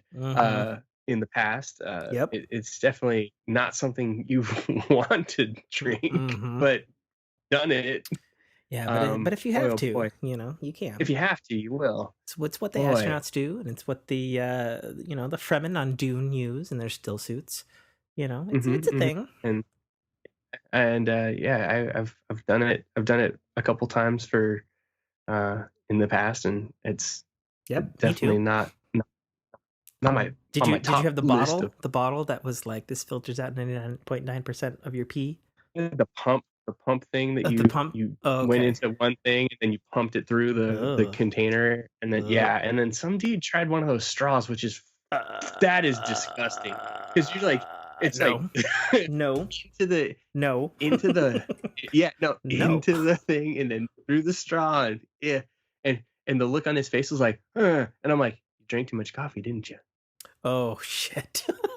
Yeah, exactly. Because when it smells like French roast, it probably tastes like French roast. Wait. Are you guys talking about did I miss something? Are we talking about pee drinking? We are talking about pee drinking. You didn't miss it.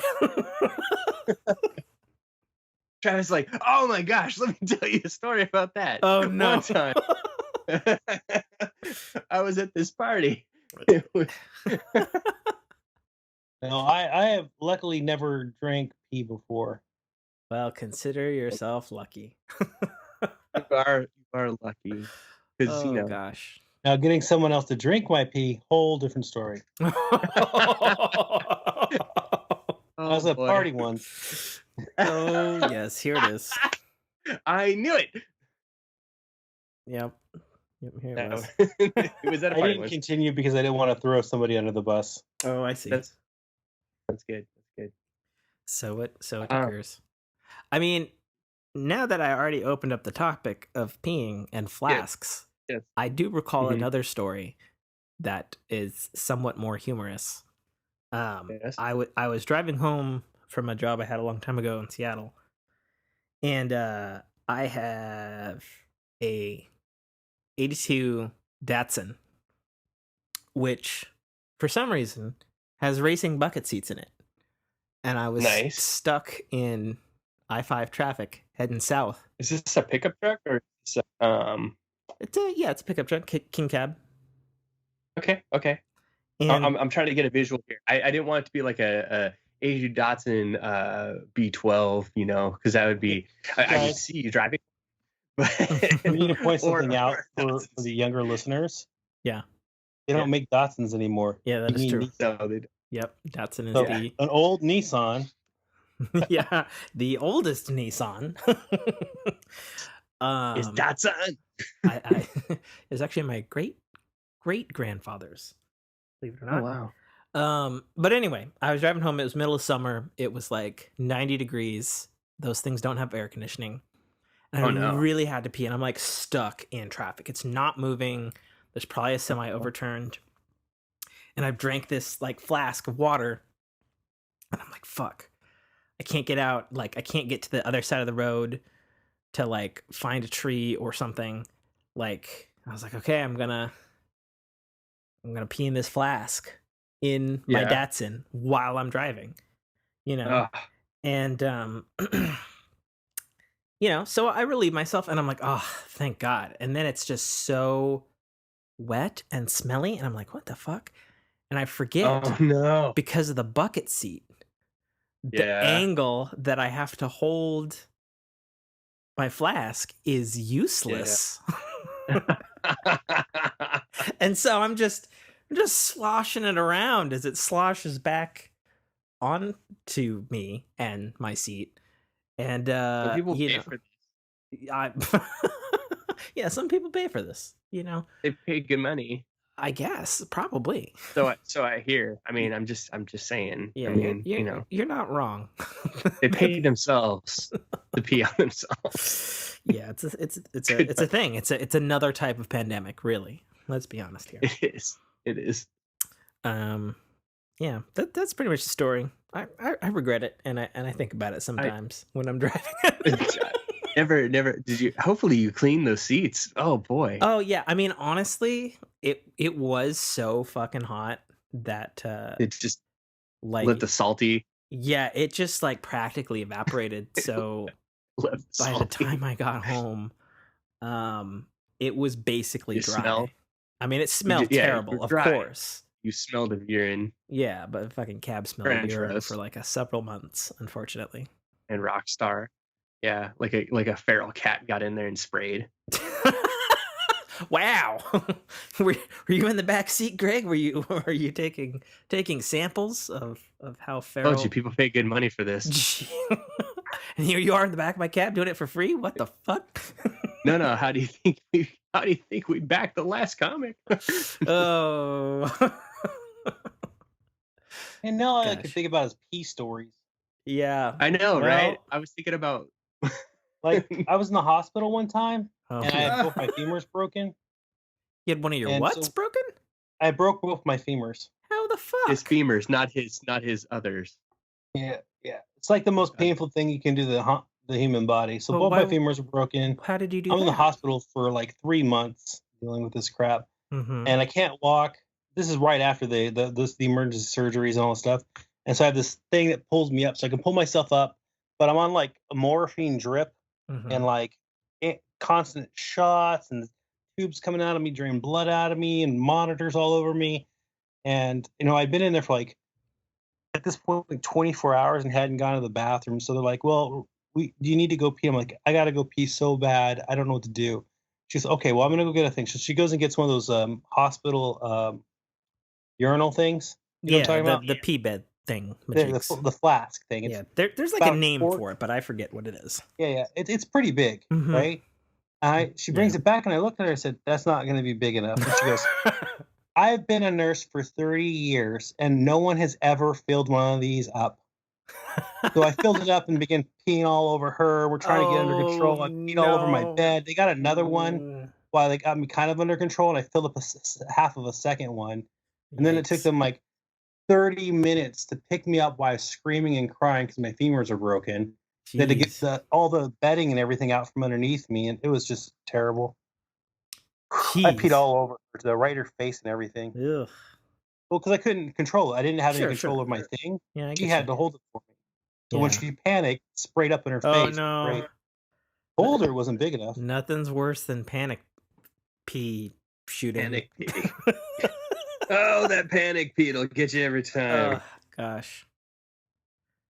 Boy, oh boy. Yeah. I've not had any stories in which I had peed so much that I filled up the urinal at the hospital and peed on a nurse, nor did I pee into a flask and then end up relieving it or spilling it all over myself in my 82 Datsun. But when I was a clown, I mean, or this flask right here. or that flask right there. Oh my god, that's awesome. Yeah, right. I'm gonna chicken. This is what we're doing now. We're We're doing making- the we're making sound slosh. improv show right now. Yeah, you got your Oh gosh, flask. I I hope got this my chicken. I'm like tightening the fucking top right now. Oh god. I'm like, ugh. Dude, you're lucky you would spill it all over yourself. That'd be hilarious and disgusting. Honestly, you would have heard a lot of obscenities. Oh, I bet. Like A so string of them. loud. Oh my god. Yeah, something like that. Oh yeah. No, I had when I was a clown, I had a clown van. It was a For those who don't know, Toyota Greg Smith Prius. used to be a professional clown. See episode, true. I don't remember the fucking number, but it was around two Decembers ago. Yeah, it was a long time ago. Yeah. So there you go. Long time ago on a podcast far, far away, which I talked about my clowniness and when I was a We did. clown. We talked about the whole fucking thing. The whole thing, traveling up and down the I-5, clowning about from Seattle to Portland in Mhm. parts unknown. Yep. But yeah, no, like in that time frame where I was traveling all over the place and doing events and parties and stuff like that, I'd get up in the morning, clown out, and then head out. But I remember showing up at a place and I was like, I really had to go. There was no bathrooms Mhm. at the place. They wouldn't let me go into the facility where it was at because it was like a place where you needed a badge or something like that. And I was like, okay, well, that's cool. Just crawl back into the van, put all of my window dressings back up everywhere. So, because I would sometimes take the van out and like go camp in it and stuff like that too. So it was an everything van, right? It was my hippy dippy clown van. But yeah, so I go and throw all my curtains back up in the van and stuff like that. Find myself a jar receptacle to go to the bathroom in, do my business, open up the door, and get out of the van. And there's like literally like 20 people standing outside waiting for me. And I'm wondering, did they know what I was doing inside the van? The whole time. Crazy. Because I mean, you go into the bathroom, and it's like, it's one of those things. I don't know if anybody else has to fear, but it's like you go to the bathroom, and all of a sudden there's a crowd of people like applauding or whatever as you exit the bathroom. Like, oh, you went to the bathroom, good job. And this is like, here I am, a clown dressed as a clown, popping out of the van, and I've just gone to the bathroom in my little van in a weird position and jumped out, and there's like a crowd of 30 people waiting for me outside, or 20 people, at this thing. And it's like very awkward. Make sure you zipped up first, right? Oh no, my pants were like for this outfit, it was like a overall type situation. So yeah, I was like pulled up and all strapped down. No pants, man. I mean, they were pants, but they weren't pants. It's crazy. They were pants. It's not as good as me peeing everywhere on everybody, I guess, or on myself. Sorry, Tim. I mean, it's not a fucking competition. Like this I wasn't trying to compete with you guys. Not a good competition to be in. Nobody wants to. If this, I think we should change the subject. I agree. We've gross. Gone from bad to worse to worse to bad. Yeah, I think we need to move something less gross. Like, did you guys know that dolphins can ejaculate as far as 10 feet? With okay.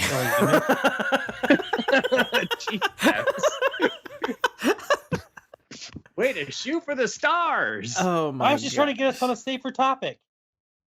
Is that a safer topic? Yes. Is it, Travis? Pedophilia is one of my favorite topics. Obviously, I was talking about Pokemon. Did this come up as an ad right next to the Pokemon porn? Like, is this what this is? Actually, it did. It's one of the things when Travis opens up his computer and he doesn't have safe search on, you see all sorts of crazy stuff. One time he was doing we're doing like a meeting, and like he's like, oh, hold on, let me share screen. Oh my god, hold on. And that's like him trying to close out a bunch of browsers. Wow. Lord, that's what he had on there. Wow. Lord knows. Wow. It was that's dolphins and dressed as Pokemon. That's a thing. I mean, only ever so slightly less terrible. Did you guys survive well during our firestorms that we had here? Like a few weeks ago? Oh, you mean when we couldn't see outside? Mm-hmm. Yes. That was epic. I just pretended I lived in, like a post-apocalyptic world, which I don't have to pretend really anymore. Yeah, I mean, we're there. No, you don't. We're there. We've been there all year. and I hid from everybody. Oh, I see. Yeah. No, I got freaked out about it because we had 1 5 miles south of my house, and I was like, we were like looking at drone footage, and we're like, are we gonna have to evacuate? Am I gonna have to bounce? So we had go bags packed and shit and stuff, and it was a little too close, in my opinion. We didn't have to go, thankfully, but I stayed up a lot of nights actually thinking about it and watching reports and being like, is now the time to go? Is somebody going to tell me? Is this the time? Yeah, no, I totally understand that, because obviously us growing up in the same area, my cousin still lives in that area, and her family was ready to go. Mm-hmm. One of my buddies actually was in the area that was being evacuated, and he went to bed one night and everything was fine, and the next morning, knock knock knock knock knock, yeah. You got to get out of here. And he was like, well, but everything's fine. They're like, it looks fine. It's not fine. So yeah, and so him and his wife jammed out.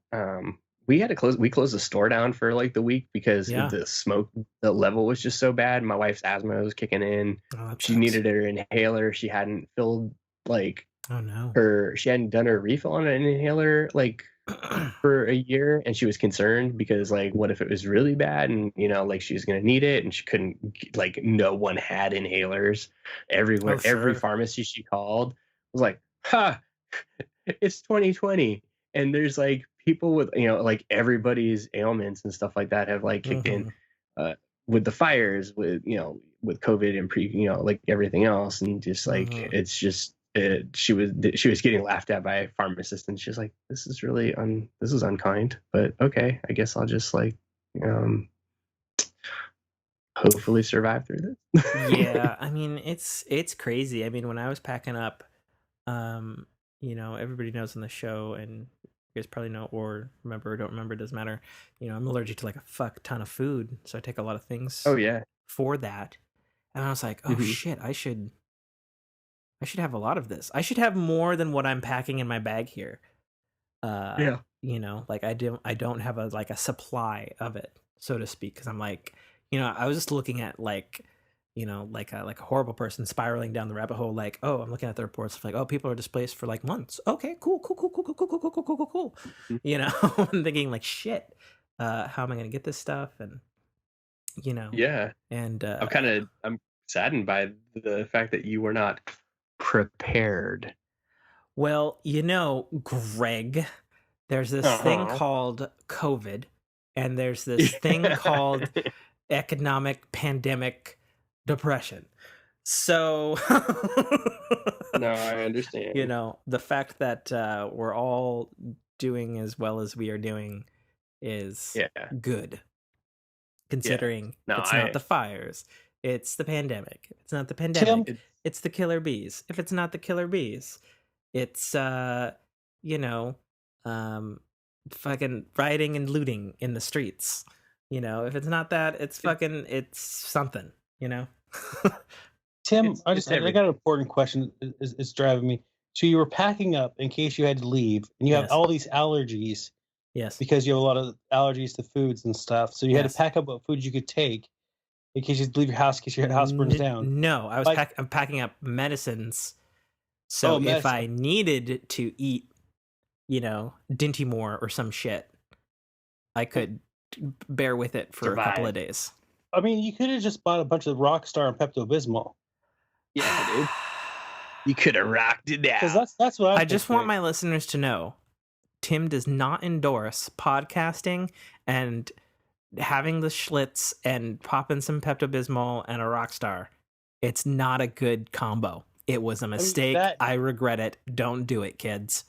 Also, peeing while you're on your podcast on live air is kind of interesting. just saying. If you're a guest on Tim's podcast, let it be known you might hear him pee. Hear him talk about pee. Be there with him while he's peeing. The Pee Podcast. Good God. All about pee. We are and tummy talk. Yeah, this is pee and this tummy is the whole talk. thing. That's what we do. That's what happens when Tim's with you. You get tummy talk. I feel like each consecutive time we all get together for this show, there's a bar and we kind of take it and we just fucking throw it over a cliffside. And we're still falling trying to find it after the first time we threw it over the cliff. With no line, no There's no rope to stop us. There's no it's trampoline at the bottom to bounce back to the top. It's crazy. Well, is okay. Let's try to pick it back up. Is there anything at all other than the year coming to a fucking end? Obviously, hopefully with people alive and whatnot. Like, is there anything on the horizon that like makes you guys excited? I'd say movies, but obviously those aren't fucking happening. Is there any glint of hope on the horizon that you guys have to look forward to of any kind of anything? You mind if I go first, Greg? Go ahead, please. Starlite issue 2, www.starlite kickstarter.com. Starlite is spelled Starlite, October 13th. Oh my gosh, that was beautiful. on my mind too. It was like he came up from the nap and he remembered his lines now that the editor left and was like, okay, I got this. Actually, I just leveled my character in Phantasy Star 1. Oh, nice. And I could look up from the screen long enough to communicate. That's okay. I'll allow it. Phantasy Star is a fantastic series. I'll allow it. Oh my gosh. What about you, Greg? Oh man, I'll tell you right now, Starlight issue 2 is coming. Yes. No, honestly, I think I'm just gonna name this episode Starlight issue 2. Fucking back it. Yeah. Gotta bring it back and back it. I don't know. All joking aside, though, the amount of community support that we've seen, we have a couple of fans and backers who are throwing in that 24 hours of our launch sticker packs and just throwing out their own stuff to help us to seed the desire to back this. They're like, oh hey, do this. If you back this, we're going to give you this. And it's like, we didn't ask for this. We didn't ask them to go out and do this. They just like the comic and they like what we're doing, and that's cool. And I'm excited about that. And then, just folks that are genuinely also excited about getting the word out and stuff like that. Just watching them share it and spread the word. That's like, what? We don't deserve this, but thank you, So it's just kind of, it's endearing. So it just makes, add to Travis's, what is he looking forward to? I see all that love and outpouring and I'm excited by it, but I'm also scared because that might mean that I might have to eat a can of chicken and shave my head and eyebrows if it is back 24 hours. Let's be honest. If you guys make it, like, at that point, it's a joyous? Why is there a sound? What is that coming from? That's my mouth. That's my mouth not functioning. Yeah, it's great. It's straight. Why is at that point wouldn't it be a joyous moment of you guys made it? I'm going to do this horrible thing, but I'm happy about it because we made it. Right? Totally. Yes, joyous. God damn it. Joyous. He didn't, damn it. The beaver did. Like an ulcer. I know, right? Well, that is the joke. Like that.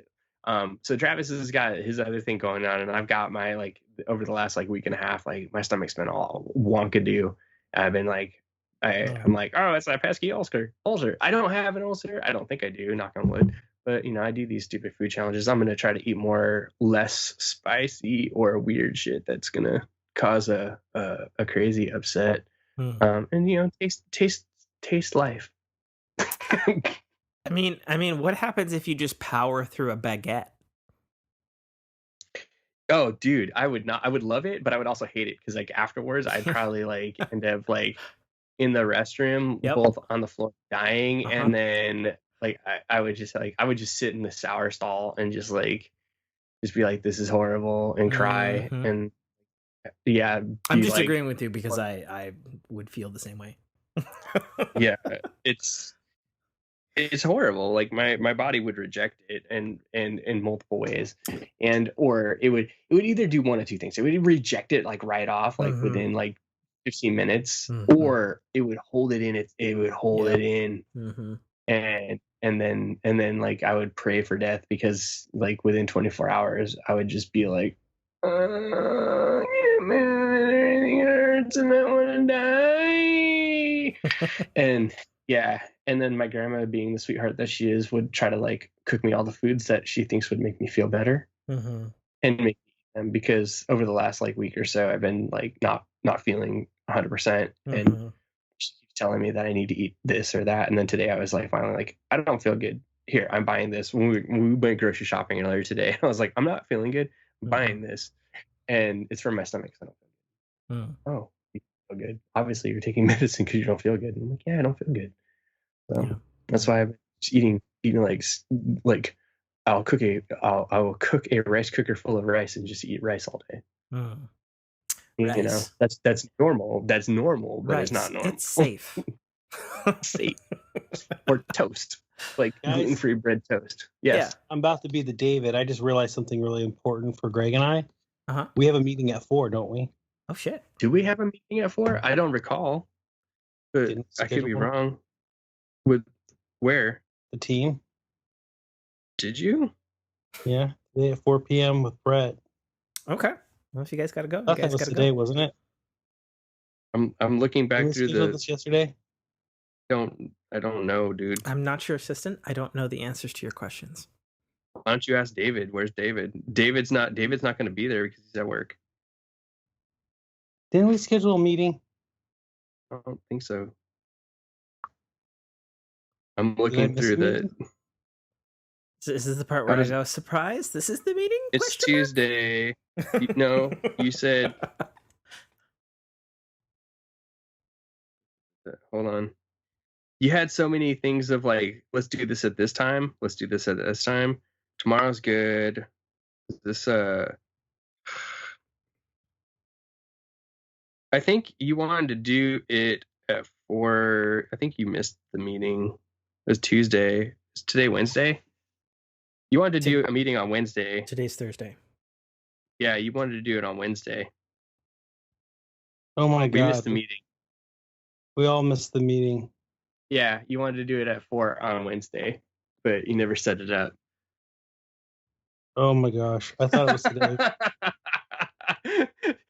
Tim, this is what you get out of Travis and I on your podcast. You get us talking about scheduling conflicts and how we gotta leave because we got this big meeting coming up that apparently was yesterday at 4 We missed o'clock. yesterday. That we missed yesterday at 4 o'clock. Oh gosh. So that's probably why David and Brett were like, "What's going on?" That's okay. We'll reschedule. You want to reschedule for tomorrow, Travis? Yeah, we should probably do that because we got to get this thing tidied. All right, we should talk about this on Portson's podcast. We get back to real subjects like urinating. I guess, whatever. And eating a baguette and the poops. It's all content. It's all content, I guess. Oh, it's something. Taste things with your scrotum. So if you stuck a baguette to your scrotum, you could probably taste it. Yeah. I don't know. No, I don't believe that. I read it on the internet, and then on a live stream, I tried it with some soy sauce and a little piece of salmon. And is it true? No, actually, it didn't work. Yeah, because I was gonna say, if for I like could, an hour and a half and never tasted anything. I mean, if I could taste things on my fucking ball sack, I mean, I feel like I would inherently have tasted vagina by now. Like, wait, why is the vagina touching your ball sack? I mean, like, like the goo from it. You know where your stuff goes, right? It goes in the girl. In the girl. You know where that's at? Yeah, it's up there in the thing. Yeah. Okay. Is that how it works? Okay. Is it? Walking away. Oh my God, this has been a this is terrible what happens shit show. When they teach sex ed in separate classes for boys and girls, because girls, they watch the movie The Meaning of Life, and guys are like, let's watch Goldfinger. Oh gosh. And that's how we got a gold finger. Oh my gosh. Oh. Good Lord. No. So we're not looking forward to anything exciting except for Starlite issue 2. That's what I'm getting out of everything. No, somehow KICKSTARTER.com. coming back to topic. So things that are coming that I'm looking forward to, man. It's October. It's spooky month.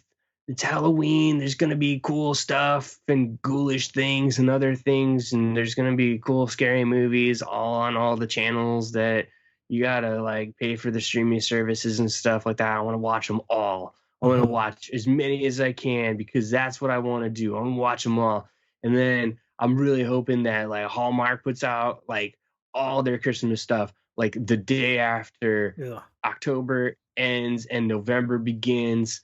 Then like I'm like there for the Hallmark holiday specials, and I can't wait until like that drops because like it's just gonna be boom all day long. So what Until you're like saying is thank you for Disney Plus.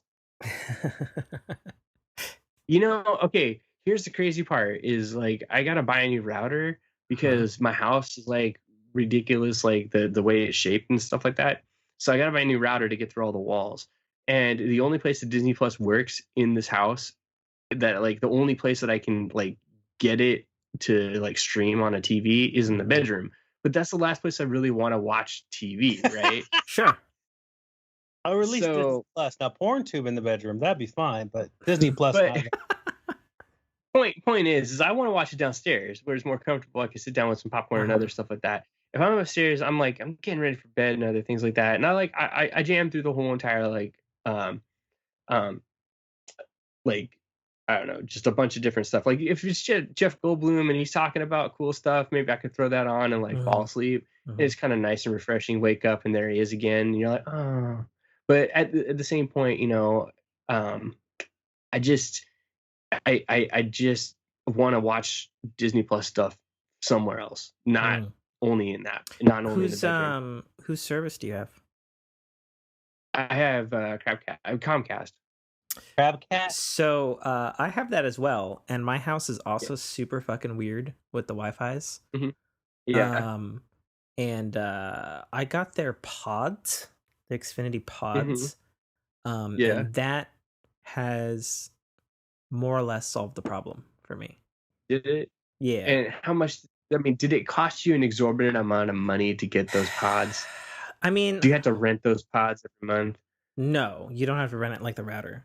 You just buy them. Okay. So it's a solid cost. You just buy them. Yeah, and then they come in a set of 3. It's like $120, which I guess kind of seems expensive, but it also helps fix the problem. So, and you just like, you go to the app on the phone and you set them up and you hold them near your phone, and then you put them, you know, certain distances away from the router, and they go into the power outlets in your house, and you just space it out from the router. Because I have a 2-story house, and it looks modern, but it fucking hates Wi-Fi signals. Like I'm on the upstairs here, and there's 1, 2, 3 rooms from this room to my bedroom, and I can't go from here, this room, which has the router in it, to the bathroom and still be connected to the Wi-Fi. And it's like a modern, you know, it's a modern router. And it's like I can't, it won't do it. It just won't fucking do it. I'm just like, what the hell is in these walls of this house that is preventing this signal? Yeah. And so I have a little pod in the hallway. I have a pod in my room, and then I've got. I actually ended up buying 6 because my house is oddly shaped. 6 pods. Yeah, it fixed the upstairs signal. How like far can you use one? I want to say they're like 30 feet from each pod.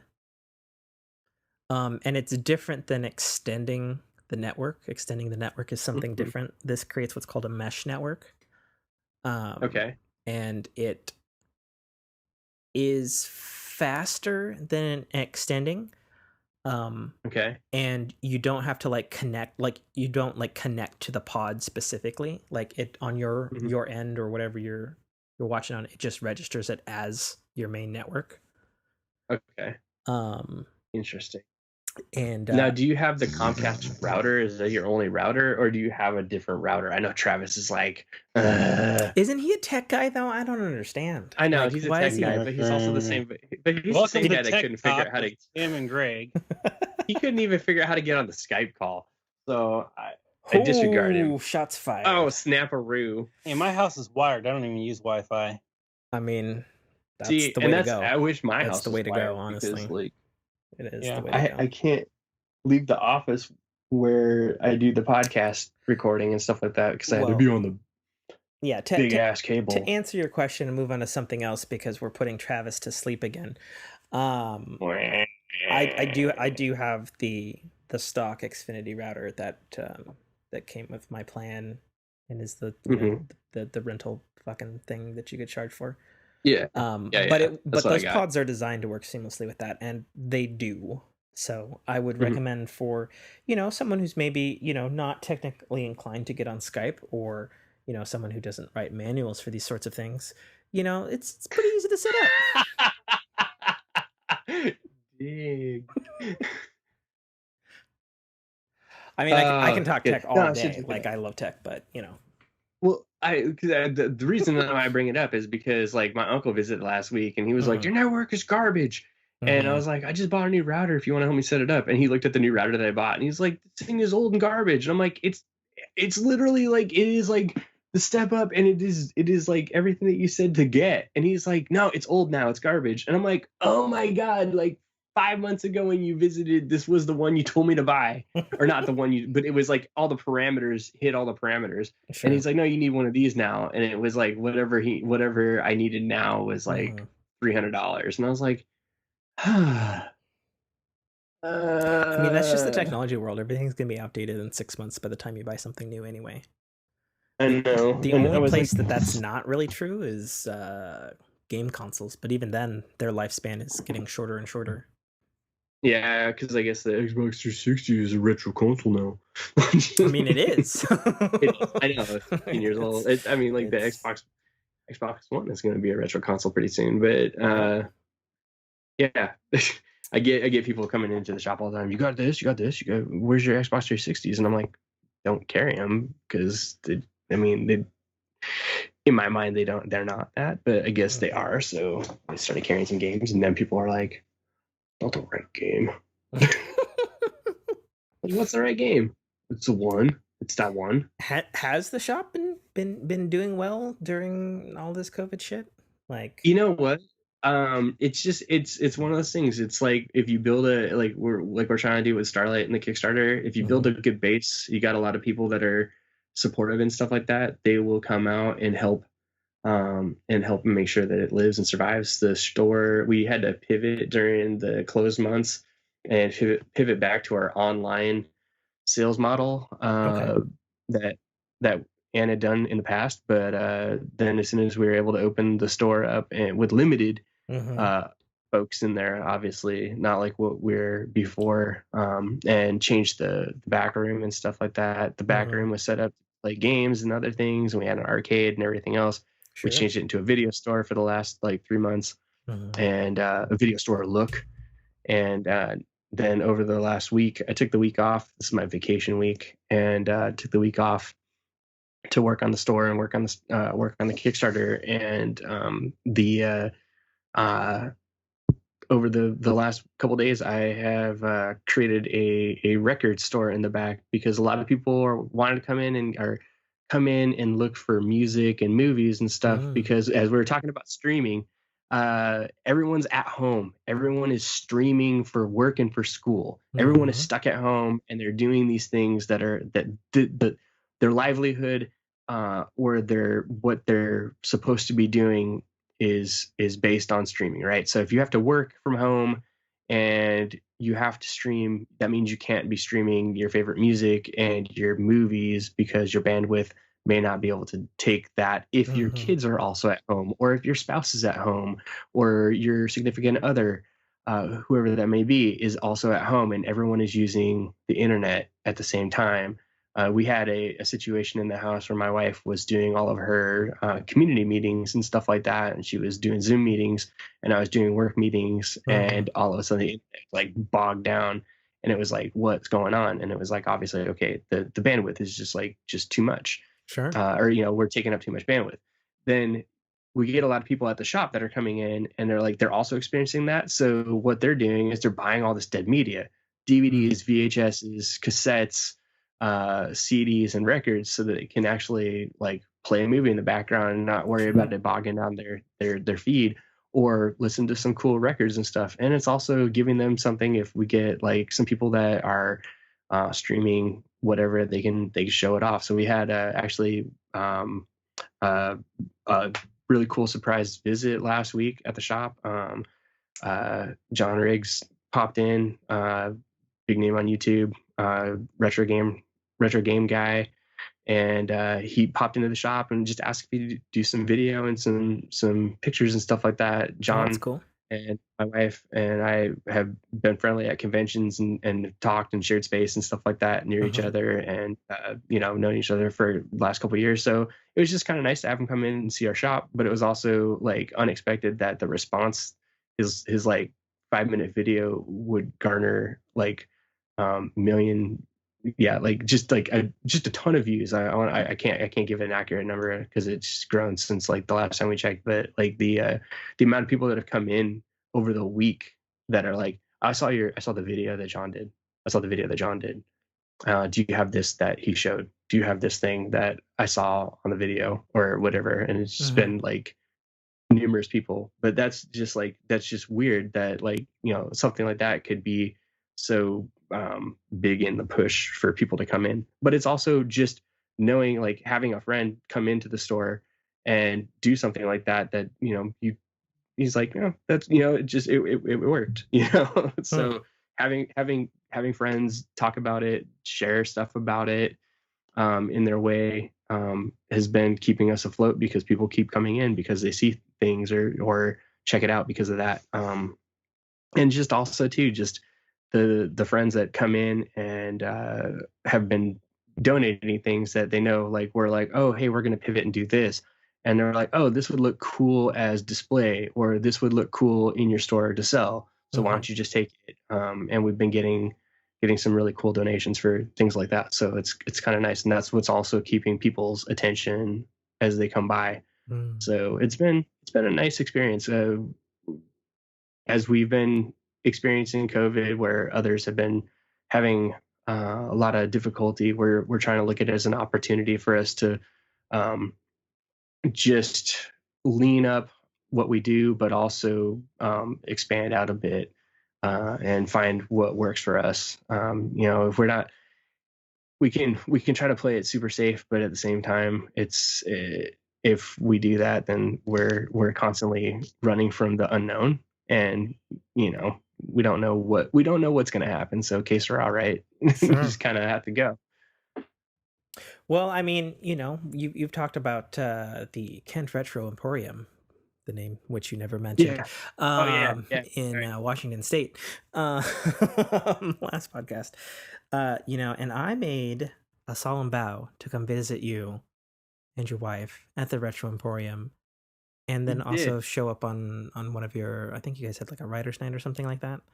Yes. And then I remember, of course, we did the show, and then time passed, and then some more time passed, and I kept promising to do it, and I was like, okay, we're gonna come this week. Oh no, not this week.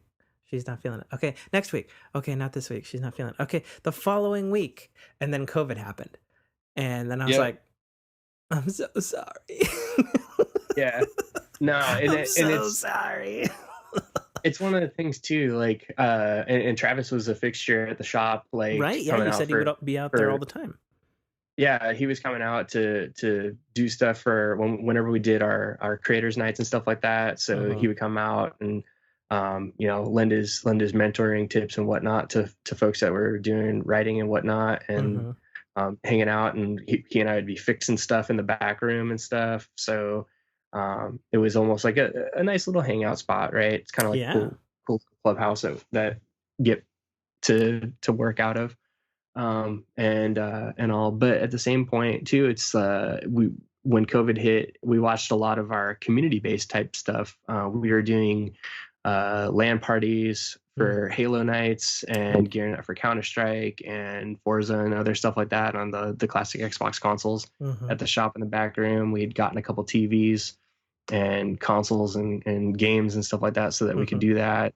And we're doing Rock Band nights on the weekly, and we had pretty regular people coming out for that. And once COVID hit, we got to see the definite decline, obviously, in the coming out for that. But those same people that were coming out for those things became just super, super great in helping out as we're needing help for different things. Like the guy, that was always there for Rock Band night and brought his family out, and he was like I would say, "You're my drummer, dude. You're my drummer."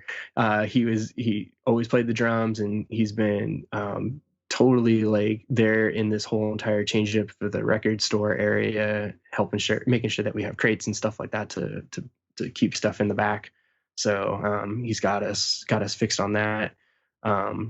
Another dude from the Halo nights and stuff like that, he actually wanted to get into reselling clothes and other things like that. So we let him have some space in the store, and he's got his own little space in the store that he's got some good eye for fashion, and it's really cool to see somebody jump into that during this kind of time. He's got some time on his hands to play around with that, so give him the opportunity to do it. So carrying old world fashions, nice little 90s early 2000s fashion looks and stuff like that for folks.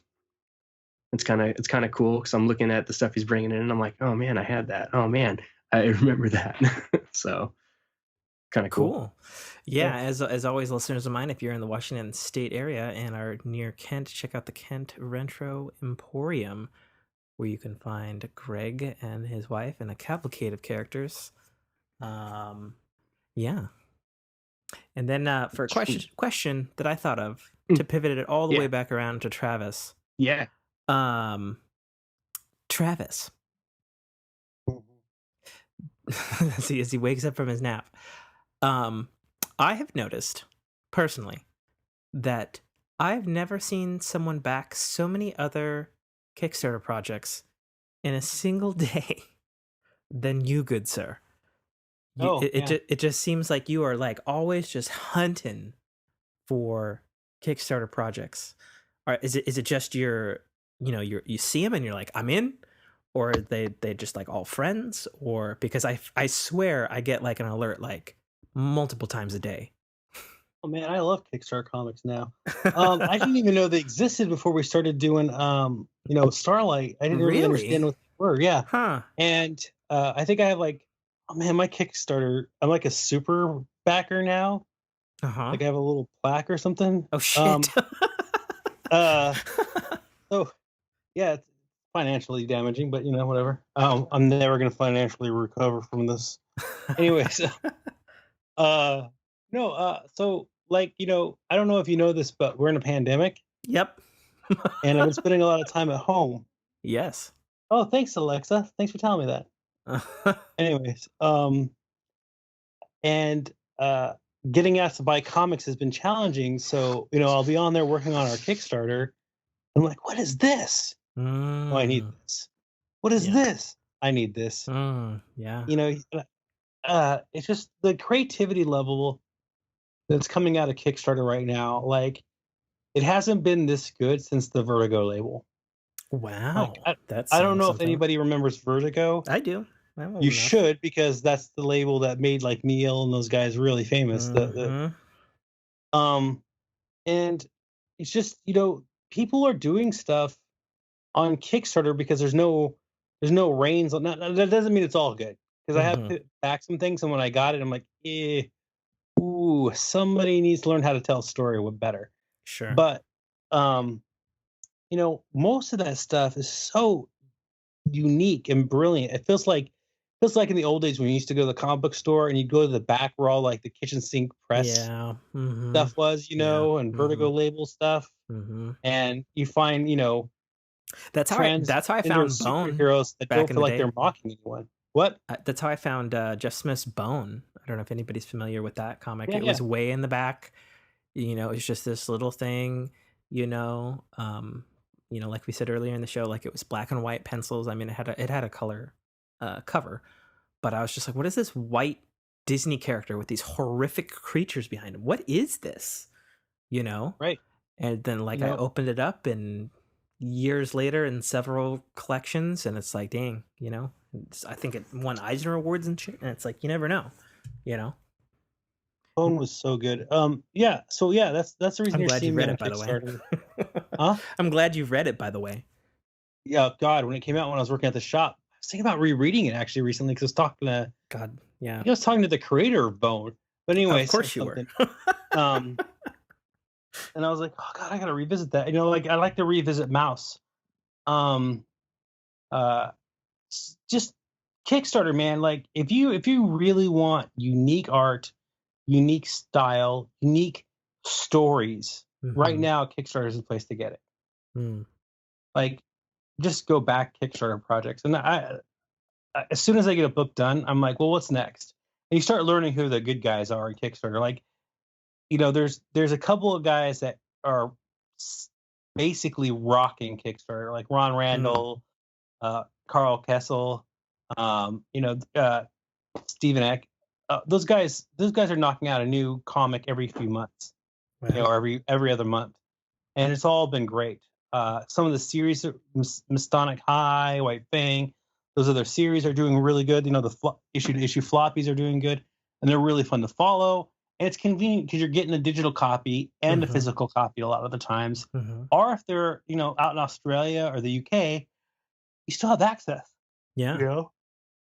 So you could pick up the digital copy from a UK writer or UK group team, and it's terrific. And there's no shipping or anything, and you have access to it almost immediately. So yeah, that's a good question. I kind of love Kickstarter comics. That's awesome. Just out of curiosity, because I do like, because I guess the way Kickstarter works is because I backed your comic, I'm following you now, and so every single thing you back, I get an alert for. That's how I know. Yeah, because like how compared to how many comics you back, how many of them like make it to the end goal? Let me tell you real quick. I'll tell you. I have it up right here. Oh, okay. Travis knows. He's got the stats. Well, yeah, I just happen to be on my Kickstarter right now because I was looking for a comic. Well, it's that. I'm looking at my clock. It's that time of day. Well, I was going to pick up XCT. I think I was double checking to see if I backed it yet or not. Okay. So it doesn't look like I backed XCT. So out of all those massive amount of pledges, comic book wise, only 1, 2, 3, 4 have failed. Wow, that is impressive. Yeah. Now, the K100 multi-top keyboard computer failed, and that made me sad. I wanted that. Yeah, right now I have a whole bunch of pending too. Ooh, man, a lot. Tons. Is somebody fucking backing up my driveway? What the fuck? Sounds like it. It sure does. Oh, it's a FedEx thing. They are. Oh, hey, FedEx people. Yeah. I don't remember what I ordered.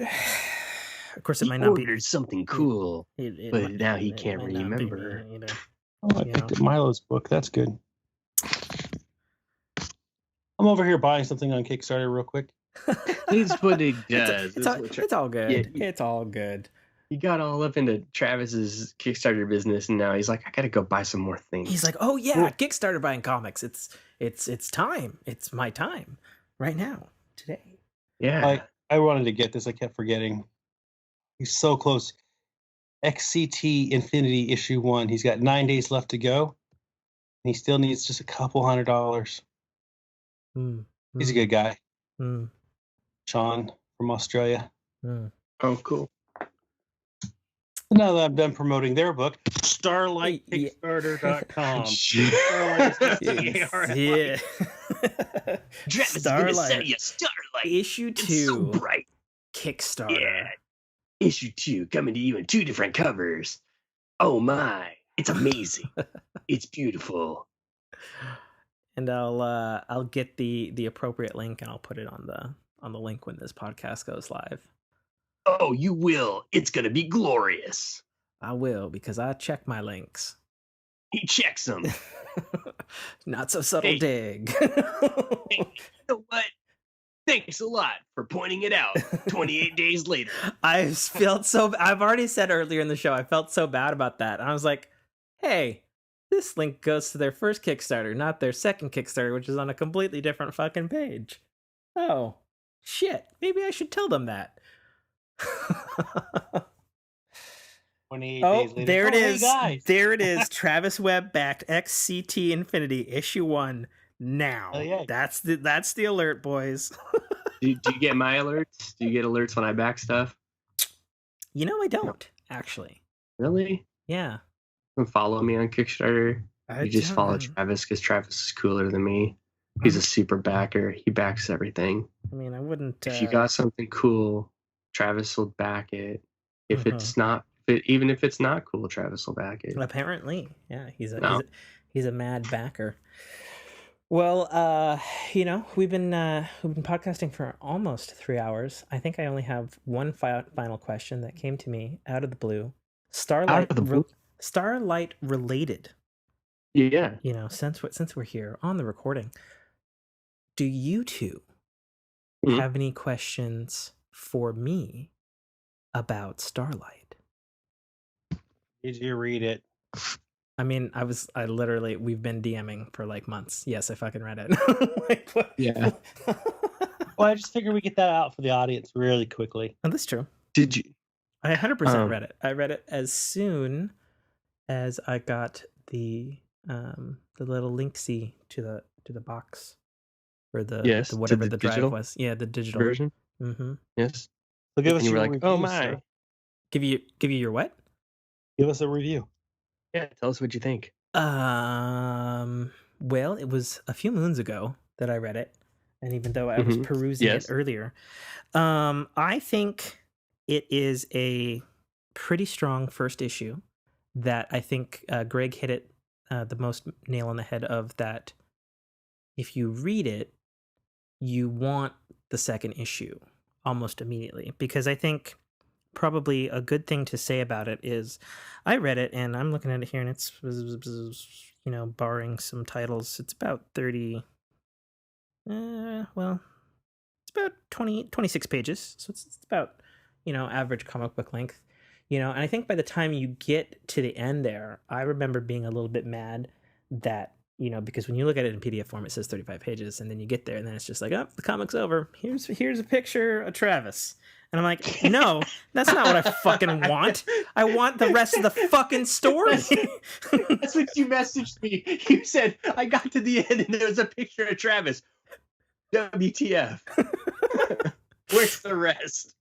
Yeah, it's just, you know, it's like, Brett and Travis on the Oregon coast. There they are, you know? And it's like, okay, cool. Like, I appreciate behind the scenes and stuff, but it's like, that's, give me more. Yeah, that cliffhanger got you, huh? Give me more. Who was your favorite character? I mean, God damn it. He had no favorite character. It was the whole thing. Didn't you? You had a favorite character, didn't you? It was Sarah. So I don't actually have a favorite character. Here's my proverbial favorite character. Okay. I like the intrigue of where we go from here. Like that to me is the hook, you know, like what was presented. I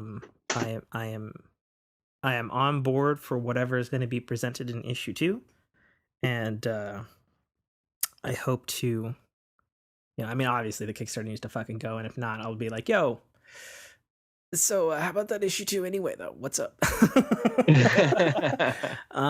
Just so I can know for myself, because, you know, nothing is worse than, you know, not knowing. Yeah. I mean, you know, like, because I mean, think about how many, I mean, there's been so many comics and movie series, even, you know, and TV shows that just get canceled and nobody ever gets to finish their story. Or even, you know, of course, the parting shot is, okay, you get like a fucking hour or a TV movie or some shit to wrap up something. You know what I mean? Yeah. And that would be sad, because, you know, I like, you know, I've said it before, I've said it many times, especially to Greg. You know, I remember early on when it was just his Junior Braves of the Apocalypse. You know, I was like, hey, when's like a sci-fi story coming my way? Because Tim wrote a sci-fi book and he kind of likes the sci-fi, so like, you know, like you know, like an addict, you know, Yeah. scratching the side of the neck, you know, like, well, You need that sci-fi. Yeah, what else you got? You know? You got that sci-fi for me? And then a year later, give me a little bit? and you sent me, I think it was an image. It was probably an early image of Space Cat? No, I think it was an early image of Sarah. God. Okay. Yeah, and you're like, don't tell anybody I showed you this. Winky face. And I was like, what is this? What is this? You know? And you're like, it's sci-fi. And I was like, you son of a bitch. Tell me more. Yeah. And I was like, I can't. Yeah, that is exactly what you said. And I was like, but why? Oh, I know what it is. It's actually in the issue. It was the first drawings Brett created for this project on page 27. The center shot was Sarah, except I don't think it said the name Sarah on it, but it was that shot, and I was like, "Yeah, go on," you know. I think, you know, I remember messaging both of you guys. Actually, I remember being really nervous, actually talking about, like critiquing it, so to speak, or reviewing it, so to speak, because I was just like, oh man, you know, like I don't fucking write comics. Like I don't know what to critique. And it was very interesting because I remember asking both of you politely, like I was like, what do you do you want, like, you want me to be real and raw? Do you want me go guns a-blazing? Do you want me to what level of detail would you wish my thoughts on the thing that you poured your heart and soul into, you know? And I remember Travis being like, fucking give it all to me. And I was like, oh, okay. And Greg was like, you know, do you, man? And I'm like, that doesn't fucking help me, Greg. God damn it, you know? Sorry, dude. That's just how I am. If you don't like it, don't ask. You know? Do you, man? Do you? So, yeah, I mean, I want to know. I think I want to know, and I'm hoping to know by issue 2 whether this is a good series, a great series, or just a series that happens to scratch like a Tim fancy, you know? Because I can get that it's not, you know, everybody's cup of tea, you know, like when you guys pitch it, it's like, you know, superheroes, transdimensional spider wizards, you know, and like raves, and it's like, you know, that might, like, one of those things could turn someone off instantly. You know? Yeah. Like it could be like, superhero comic, whatever. Superhero, you know, or like trans-dimensional spider wizards. How many hyphens is that? You know, it could be, you know, any number of things. But I'm like, okay. It's pirate cats. You know, I'm like, okay. You know, but I mean, that's just me. You know, like that's not everybody.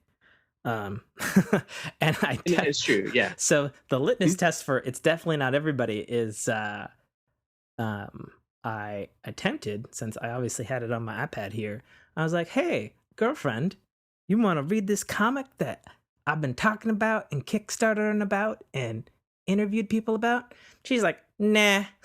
And I'm like, oh, okay. Wait, okay. She didn't want to read. She didn't want to read my comic. No, she didn't want to read your comic. You can have words with her, or your wife can have words with her later. I'm gonna go unfriend her now from social media stuff. We're no longer. This is it's. Now that you tell me this, I'm go find all her. There's the Twitter. He's going right now. The Twitter, and then gone. Bye. Okay, and there's from that Twitter account, and then from the other one over here. Yeah, gosh. Okay. Yeah, because and so many Instagrams. What? I control a few. I don't know. I mean, and now the Instagram is gone too. So, I don't want to read the comic, huh?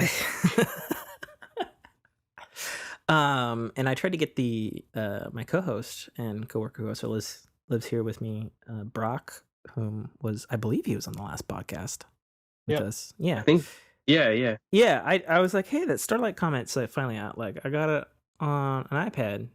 You want to read it? You want to read it? And he was like, is it just one issue? And I was like, yeah. And he's like, Well, let me know when the whole thing's out. I was like, okay. Okay, going to Brock. Cool. He has no social media. You're not going to find anything. And yeah, I know. So, I mean, the good news, there's only 7 issues total. Oh, is it only 7? Yep. Okay. Yep. It has a complete saga, beginning to end. Does 7 break like a comic book rule? I mean, isn't usually it's like 12 or something? It's usually 6. Is it? Yep. Huh.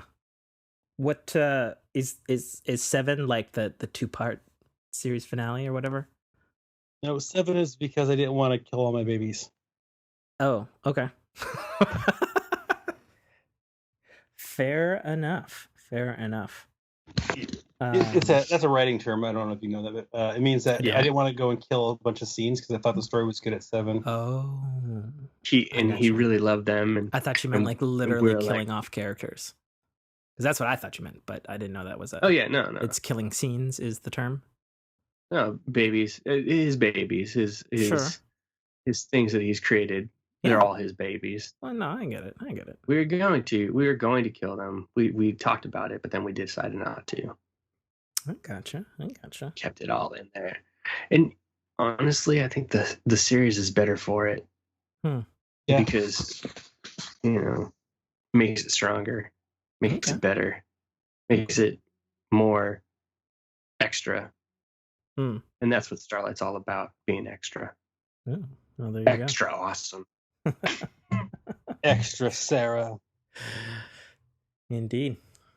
Well, I like it's.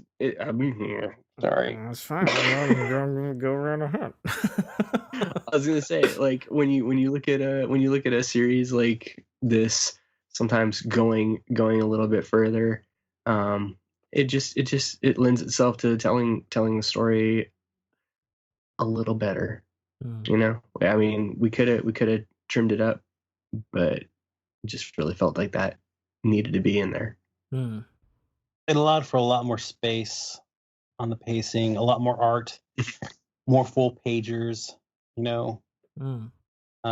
better character development. And it's really one issue over, and it's not one issue over because of like it's a long story. It's one issue over because it's a lot of visual storytelling on Brett's part.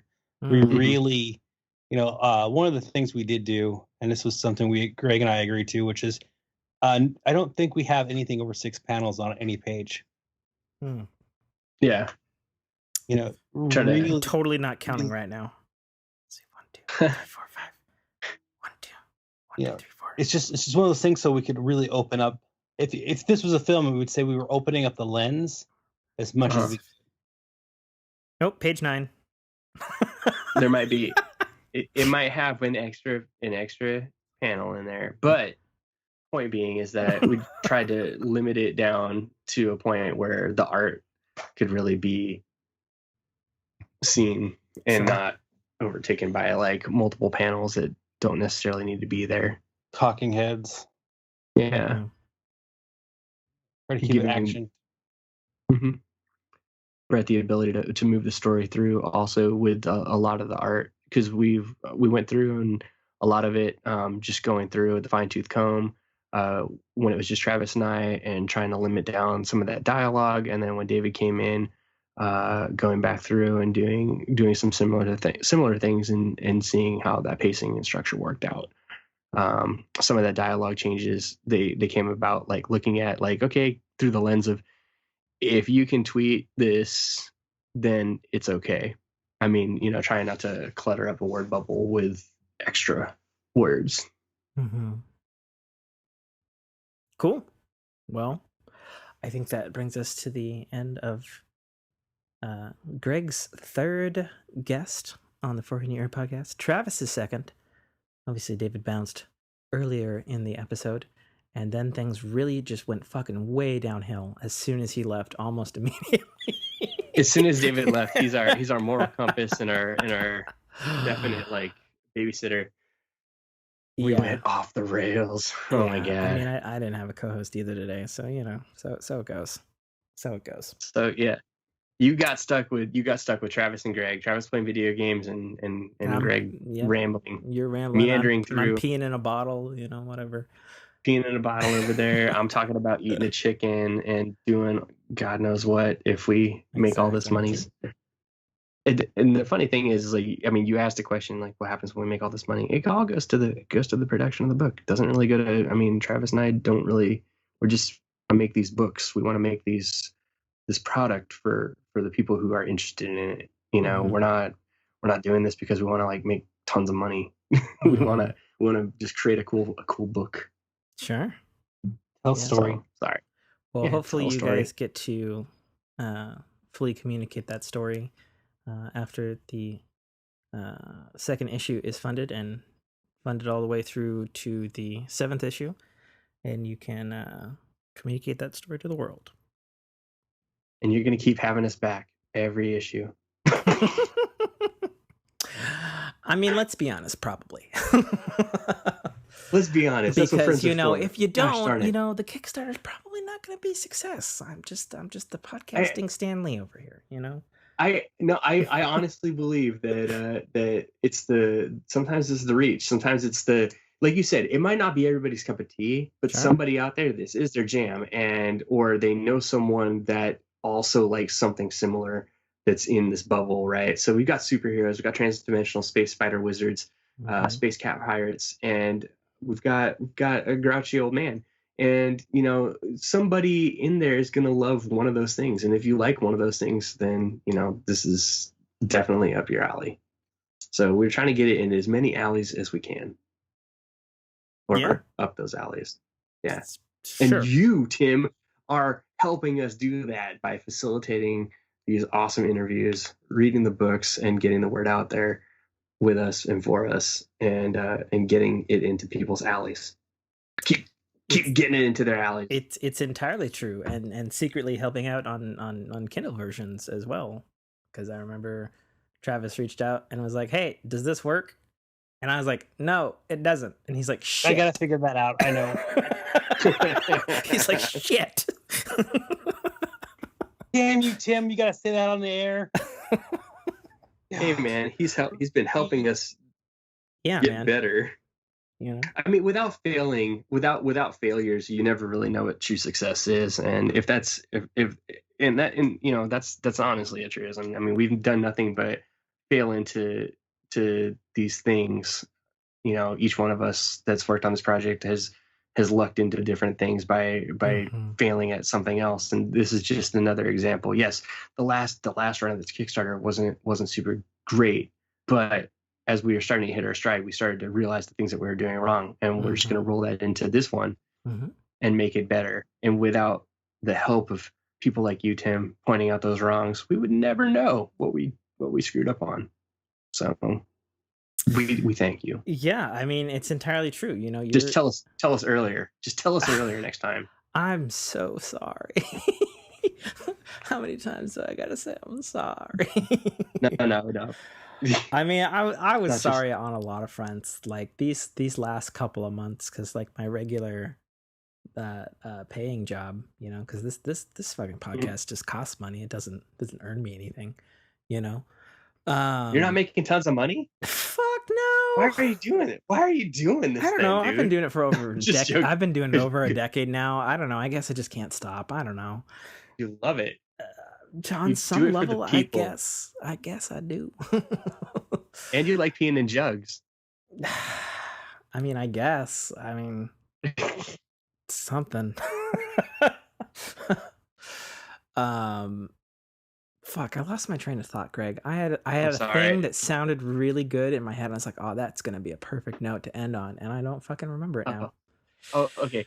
So you were saying, no, you were saying, oh man, what were you saying? Shit. You said Travis, who wasn't paying attention. What was I saying?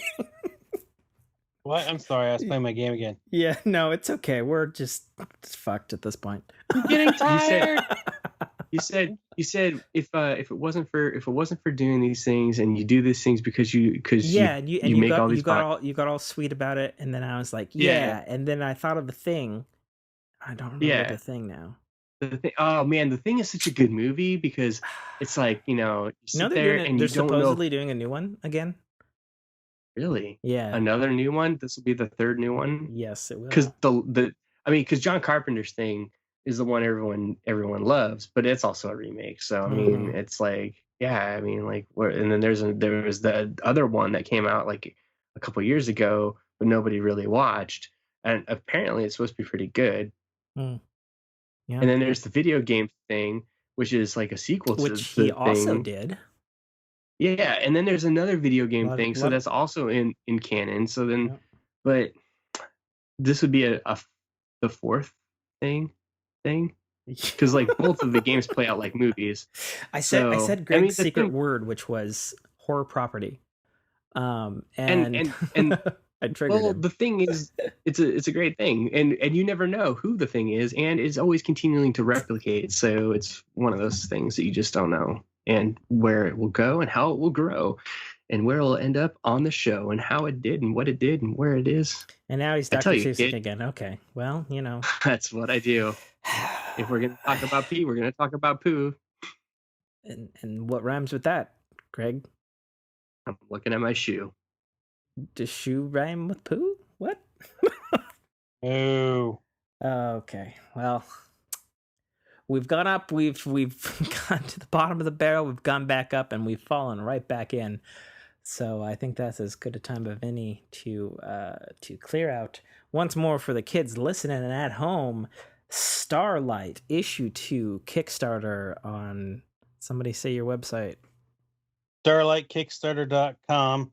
Starlite is StarLite. October 13th. October 13th, which will be 11 a.m. Tuesday. Yes, which will be Yes. which will be next week by the time y'all have been listening to this, or you're listening to it the week that this has come out on, in which case, go back in time to the Tuesday and drop your dollars on the Kickstarter. Yep. Yeah. That's right. And then And you then- too can become Stargazers. Oh. There it is. Stargazers, watch out for us. We're awesome. Yeah. All Part right. of the cool kids. And this is the end of the show. This is it. Goodbye. I'm gonna go out like I came in, laughing.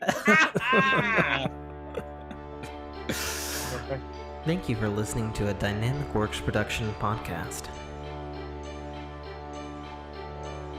You can find our podcast at www.dynamicworksproductions.com.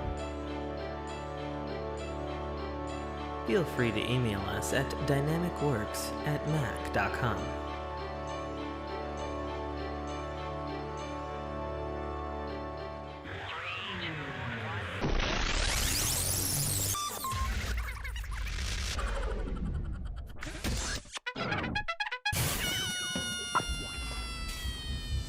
This is Dominic Armato, the voice of Guybrush Threepwood, and you're listening to a Dynamic Works production podcast.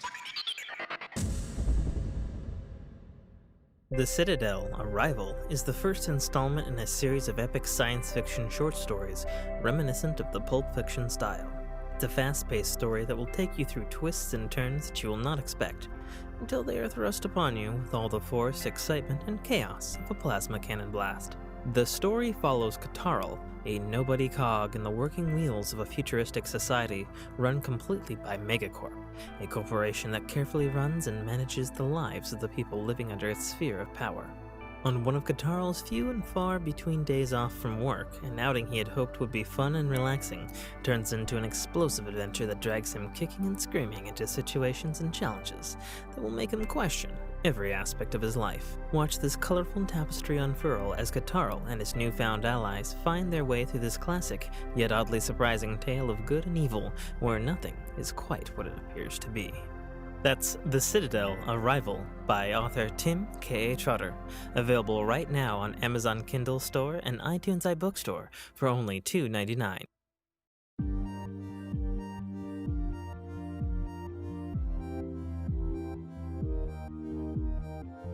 Hello.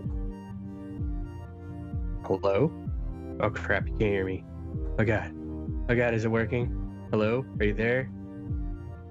Is it you? Hang on one second. The computer is a distance away from the mic. No, not still.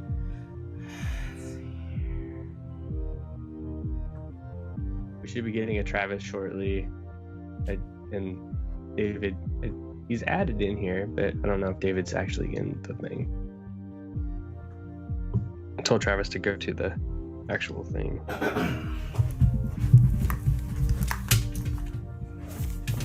Hello. Hello, he's here. Aha. Hello. Indeed. Hello. I only see. Is everybody else here? I only see Greg's picture. There's me, and then David is here. Yes, and then I just saw a thing that said Travis was unavailable. Ah, Travis. Classic. Well, he's not. In all honesty, he has not been feeling very well, so he may or may not be joining. He just messaged, I believe. I'm literally talking to you in Skype, and you're not replying because he's in a different Skype chat. This guy. Oh, I see. Who? Can you add him to this one? Is he added to this one? Yeah, he's in the list. Yeah.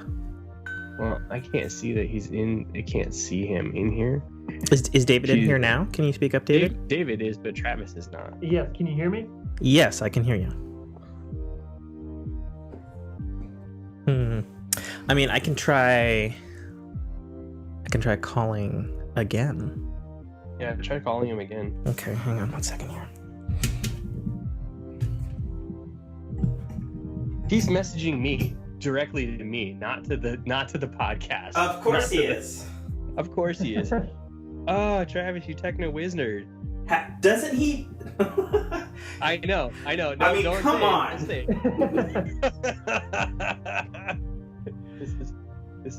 it. This is normal. This is Travis.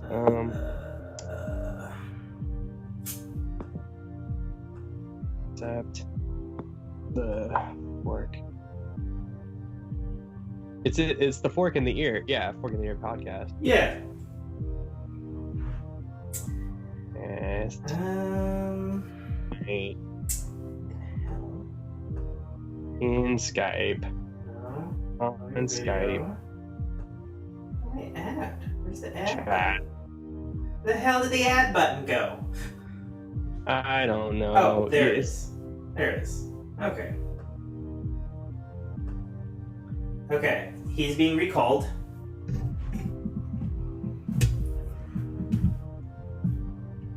So, I mean, that's up to him. More important, though, is how am I coming in? Because I have fucked with this mic because I did a guest podcast for a whiskey podcast, and literally everything failed. Oh, no. I mean, my stuff is technically working, but like on their end, you know, it's a whole thing. It's a whole thing like your dogs. Very excited. That's not my dogs. Oh, David, are those your dogs? Yes, I may randomly mute because those are my dogs, and it's about mail time, and I there's understand. a big feud between the dog and the mailman. I understand. So I can see myself on the level there. Am I coming in loud and clear there, Greg? Coming in loud and clear to me. Am I coming in loud and clear to you? I mean, not as loud as the dogs. Well, I mean, okay. Now that we're on mute again, am I coming in nice? Yes. Am I coming in? Yeah, Okay, now that we I know may how to have to use do this some microphone. adjustments between you and David to try to get you guys kind of. David's probably on his phone and not on his actual microphone because David does that. Okay. But I'm actually using this microphone the correct way. Not the one that you stole from a school like the last 2 times. Oh yeah, no. I got a new one. So my buddy was so kind to have. I helped him move, and when I helped him move, we were unloading a bunch of stuff, and his dad passed away, but his dad had all his podcasting stuff. Oh. And he was like, hey dude, I want to live on, so I know you do stuff, and I know that you've been doing it on a janky setup, so why don't you take this nice microphone and let it live on. But I didn't know how to use it, so I was using it If only you knew some kind of professional podcaster who I know, routinely right? tweets. I don't know any people like that. Exactly. But the weird thing is like, okay, so like I set this thing up and it appears like you talk into the microphone, but no, you actually have to turn this thing around and flip it upside down. Are you? I see. What brand is it? It's a blue Yes, go microphone. on. It's the big. Let's go on. Is it giant and silver and hanging upside down right now? Giant and silver, and it's standing straight up. Guess what, Greg? What? That's what I'm using. Is it standing straight up too? It's upside down. Okay. Because if I probably don't recall, but on one of the podcasts that you did with me, this is the one that like the bass like fell off because I've been recording on it for like a decade, literally. And it's just a stalwart workhorse. And I had a machinist friend. He machined this piece of aluminum onto it, but then also scribed in metal, so I can't get rid of it. I want to say it's rainbow sparkle on the metal on the thing. So yeah. In fact, Rainbow sparkly. Actually, we'll do. Travis doesn't know where it is at. Oh my god. Okay, hold on. Is there a way you can send me a link and that I can send to Travis? This is how Travis A has to link? do this. I know. How do you? I don't know how to. Is there a link I can send? I mean, it's a recording. It's not like a live stream or something. No, like a link to the a link to the Skype call. I wish maybe. Here, I'm gonna go in on my phone because I'm about 8 feet away from my laptop. I know. Your recording setup is okay. Hold on. He's messaged over here. I want to just send him. You want to just reach through the screen and be like, "Come here." Here, this is where you need to be. I mean, David, we've done this before with. Yeah, we have. This is not out of the norm. Yeah, it's only the guy who writes manuals for these things. It's no big deal. If he's not writing manuals for how to use these types of products and how to maneuver them, he's falling asleep on podcasts while trying to talk about the thing that he's trying to sell. Oh gosh, did he do that on? Did you guys? He did do that. Oh no! Yeah. Oh no! Greg thinks it's hilarious. I think it's. I would just be embarrassed. It's good radio. Oh, gee. Dude, Okay, I definitely think I have my gain too high because I can hear the saliva in my mouth when I talk. So let me adjust a physical setting on this guy. Okay, and there's no way to. It's this way. Yes. I'm looking to see. Yeah, Okay, there's no like. Okay, so we want Here's a quarter of this, I believe. Okay, how's this? Is the sound? Okay, good. I don't hear myself again. That's good. You sound good. I just wish that we could get Travis into the thing. What? I add Travis. Yeah, I can re-add him again, or you can add I'm gonna him. add him again. There. I'm adding him again. Oh wait. Is he on the island again? Maybe he's on maybe he set up a different Yeah, I mean, if it's not the same Skype account as last time, that could be. that would definitely be this. wrong. Man, Greg, you've changed so much. Usually you're just like, cracking jokes and screwing with me on the fact that we're actually connected, and now you're just like, this Travis guy. Oh my gosh, I cannot believe it. No, I'm trying to damage control in the middle of this thing. And there, Wait. do we get him? Did we get Travis on a different Skype account? I don't know. Yeah, I'm right here. Okay, there we go. All right. You just need to There take he the is. telephone out of your mouth, and we'll be okay. There you go. Okay, cool. So keep talking, Travis. Okay. I'm talking. Okay. Talking some more. There's more talking. Okay, good. What talking here. What are you talking with? My computer. Okay. Is my voice bad or something? Yeah, I'm just trying to get. I'm looking at the levels on my end. I'm trying to get you to talk, because now that Okay. you're all three here, I may ask one or some of you to adjust accordingly so that we can get a smooth recording. Let me see if I can find my controls. You actually seem pretty good. You Okay. might have auto gain on, but it seems to be okay. I'm not seeing any spikes on my end or anything. David, Yay. person whom I have not talked to much other than his name, please talk. Yes. Hello. Talking. There you go. That's good. That's talking. Wonderful. That's what I need. That seems good. Coming in just a little bit above Travis. All right, now Greg. Yes, talking. I am talking. I'm gonna crack some jokes because that's what you said you were lacking. You were lacking joke cracking. No, So that's what I'm going to do. I to definitely get the did not backing say for this it was Kickstarter. lacking. You- I you don't need a said Dr. we are Seuss book. lacking. It was not lacking. I was just saying you were being professional, and I was I'm being sorry I professional, said trying to anything bring- and broke the bubble. I was trying to get Travis into the conversation, man.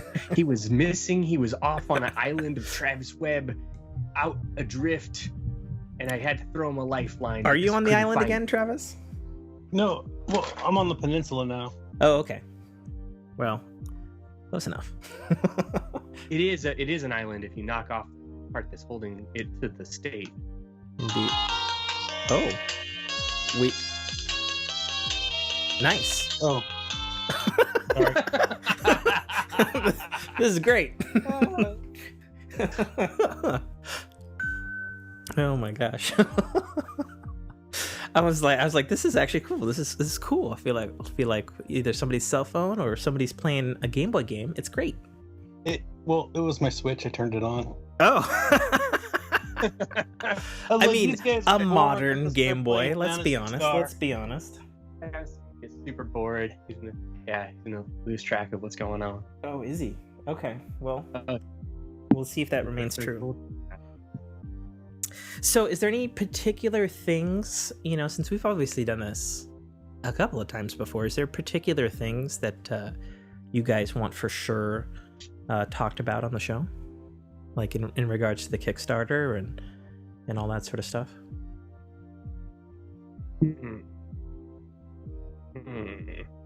Travis is gonna shave his head. Oh, okay.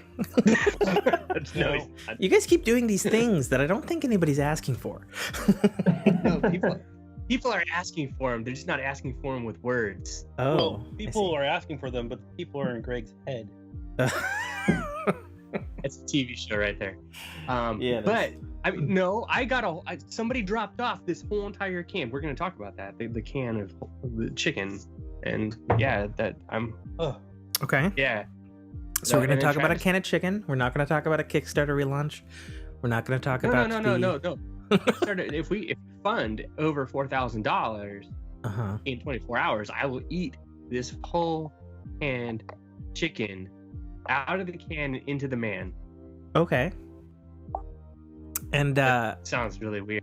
and I know I've been on the Twitters vehemently been saying, who is asking for this? Who is asking for this? Who is this impressing? Who is this impressing? Yeah. Apparently, like the 20 or 30 people that watch my dumb Greg videos. Okay. Dumb Greg video sounds like an MTV show for It Saturdays. is. It 100% is. Dumb That's just the Greg people that are video. watching. Yeah, dumb Greg video. I Okay. mean, there's a few backers out there that are excited that I might shave my head and eyebrows again because my hair is finally grew back out and my eyebrows grew back. Now I Right. look normal. Quarantine. I'm going for the mullet, but they really. I believe it. I believe it 100%. So All yeah, right. we want to talk about the lower goals. Okay. The better.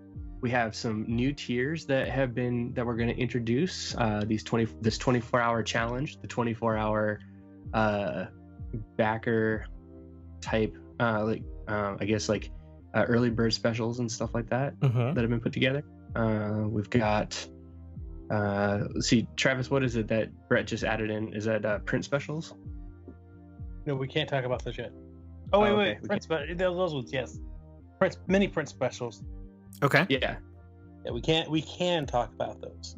Yeah, that's what I figured. You posted about it yesterday. I thought we could. I was like, well, we can't talk about it, then this is going extremely well on the internet. No, I thought you meant the other one. When you said print specials, I thought you meant something else. No, the thing we're not. They're not going to mention. Yeah, they're not going to mention. Okay. Let's see.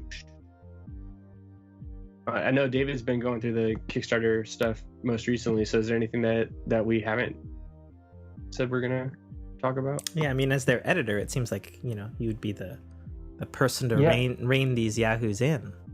It's a tough job to be in charge of. The biggest things for the second one is we really want to target our market on the returning readers, and so the first few tiers, the first tier being able to get the digital copy of issue 2, as well as being able to get a physical copy of issue 2 and be able to get both of those. But then also something we're doing for this one, because obviously we believe in this comic and it's really great. If you haven't read issue 1 yet, there's going to be a feature to add on to any of the tiers. So whether you go really big and support us really big, that's really appreciative. But also if you just want to get a physical copy of issue 2 for $8, you can do an add-on and get a print of issue 1 as well. So you can catch up on what I'm going to happened. put a pin because this is technically like the outtake section or outtake, which happens at the end. Because we're recording. I mean, we're always recording as soon as we start the call, but this will only back. And then I heard you, and I was like, okay, cool. And I was listening, and I was like, oh wait, no, he's going into full promotion mode. Hang on a minute. Yeah, got it. Wow. Yeah. So, does anybody need to use the bathroom or, die and then be resuscitated? Anything like that? Travis, you're the one that's closest to this. Do you need to die and be resuscitated? Wait, what? Oh my god, it happened on the show. Jesus Christ. I wasn't playing the video game. Okay. I was looking at a cat picture. Uh-huh. Okay. What was the question though? I was saying, does anybody need to use the bathroom before we begin or, die and be resuscitated? Because in full disclosure, I just had some Pepto-Bismol because my shit's not doing so good for some reason, which is making me a little mad. It's never doing so good. But you just pound that Pepto-Bismol in the Rockstar and show must go on. I've only had 5 hours sleep. It's fine. Do both at the same time, dude. I mean, I am. No. So it's done. You're gonna be like, oh yeah, Mr. Mixaltura, but I can't do anything about it because Pepto-Bismol's holding it all. Well, we'll find out as the show goes on. You guys remember that time Tim died before the show started? Yeah. Yes. Oh, and we thought it would be Travis. All the money was on Travis. And it was really and David, how do I pronounce your last name? Is it Mair? Mar? Mayor, just like the political position, yes. Okay, gotcha. So a couple show notes. I scream cut in very loudly for my marker, so don't be alarmed when that happens. Once we start officially, I'll handle introductions. I've got the digital copy of the Starlite issue 1 here on my iPad next to me, so I'll read off the. Well, I supported it. I got it. It's up there late nights telling you what for about it. I know. I've gotten the text do a review on it. So I'll probably start off. Since I'm probably somewhat tainted biasly, I'll be like, I supported the first comic book. I bought it, it's sitting here, both the physical and digital, and I like these dudes, so might be slightly biased. And then it's okay, we like that. Oh, good. And then I'll introduce you guys, starting with Travis, and then say a little hey, and then Greg, and then David, in that order. And then if you're new to the show, which is mostly for David, Fork in Your Ear, weekly topical podcast. We cover generally 4 topics: entertainment, video games, tech, and life stories. Usually we do them randomly, like with some dice or spin ring or something.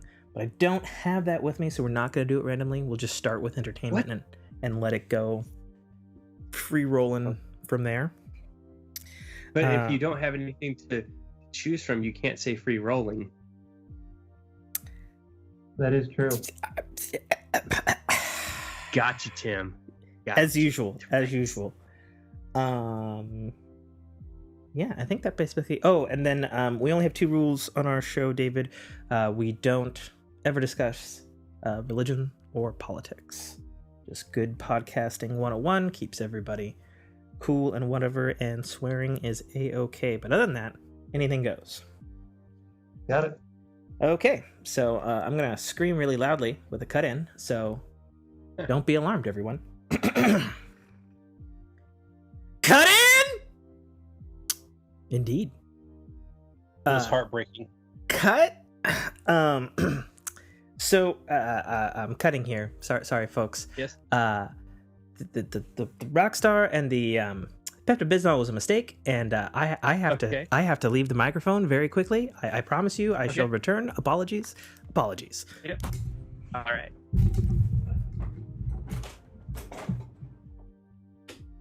It might die. He's going to need to be resuscitated. I was there the other day, and it wasn't fun. It was calling ambulance.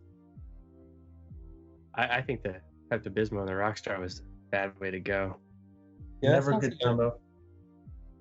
That's like a lethal combo. Well, he gets up pretty early in the morning, so I can understand the Rockstar, but I also understand the Pepto-Bismol. I think everyone's been having stomach issues. There's something going around, and we just don't want to talk about it. Maybe we should. We're on a podcast. We could talk about it. Totally. We should totally talk about it. Are we talking about it right now? He's recording right now. This is all getting recorded. We're right talking now. about it. It's happening. It's real. Oh, if we're talking about it, it is real. It's all real. All the time. All real all the time. What was that? Damn it, Travis. What? Oh, sorry. Hang on, let me turn this down. Sorry. What were we talking about? Talking about it being real. I think when he comes back, get David to answer some questions. David, answer some questions. Yes. Yeah, I really jumped the shark there. I thought when he was asking us at the beginning there, I thought he was wanting us to start right away. So I was You super pitch. going That for was great. Yeah. You need to come back with that super hard.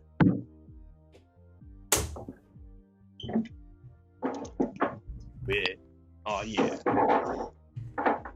Okay, I've returned. Sorry about that, gentlemen. Did you die? Did you die and come back to life? No, it was exactly what you thought would happen. Where Yeah, I had no place to go. the Pepto plugged the butt, and then the bladder was like, Yeah. yo, Hey. no. So, we're doing great. Yeah. We're doing great. Yeah, we did a mini podcast while you were gone, all about that. Okay, well, People have problems. I'll hear it in the edit. Problems with have problems with their stomachs and stuff. I would talk about it. I mean, it's just a thing. It's just what it is. Well, And we keep denying this as a group of people that call themselves society, and we're negligent in that people have stomach issues and problems, and we turn a blind eye. Tim, we turn a blind eye to it. but It's a sad thing. Travis is having stomach problems. You are having stomach problems. I just bought stuff for my stomach today, and David, I'm sure you're on your way to having stomach problems, and we just can't let this keep going. I'll lie about it for the sake of the story. I know, and I mean, just really, makes me Greg, is sad. it a societal problem or is it a Homo sapien problem? I mean, let's get down to brass tacks. Brack task? You know, Okay. my word processor. We My need to get word down to processor brass is working as tasks. good as apparently Greg thinks of Travis's attention span. No, I like What? that it's brass tasks. What are we talking about? Space Coast Code. I got guys. What's going on? We started. We're talking about Brax task. Oh my gosh. Brax, He's screwing Task. with you, Travis. Oh. Travis. Mhm. How's your tummy? Man, it's pretty good. I took my pills, so I'm good. Okay. All right. Well, Tummy. we ready to carry on, gentlemen? Tummy talk. Tim, how's your tummy? My tummy actually feels fine. It's just like the back end, the Yeah, the, caboose the is not dump really- Lower factory. sphincter? The dump factory. Yeah. Just feels like everyone has left on break, and the building is inverted. Yeah. Oh, that's not good. So, but we'll soldier on. Good, Okay. good. David, tummy talk. Oh my gosh. I'll be honest, my tummy's pretty regular. The factory's, it's in shape. Before this call, I was eating some really spicy bento. So, Ooh. revisit this in a 45 minutes. We'll let you know. Okay. Yeah, okay. Cool. Well. Go for you. My just I know that no one cares, but my tummy's doing I better care. than it was yesterday. Okay. Yesterday was hell on earth for most of the day, and I got like 10,000 steps in, mainly because I was going back and forth from where I was doing stuff in the shop to the restroom. But today I'm fine, I see. relatively I speaking. see. Thank you for Does it caring. have to I do with appreciate it. the common intolerance that you and I share, Greg? Yes, and stress so much. Yeah, it doesn't. It's weird how that affects it, right? Oh, it is. It is something, and I don't understand. And it makes me so angry, and I shake a fist at the sky every day, and I say, "Why?" That's what causes And- it, Greg. Stop. and then the lightning comes, and it always misses me, Tim. It always. Oh man. All right. Well, I'm gonna yell cut back in, and we'll continue on. I believe you had All right. just explained You're gonna put tummy talk in at the end what of this. you guys. I mean, it comes up all the time on this fucking podcast. I tell you what.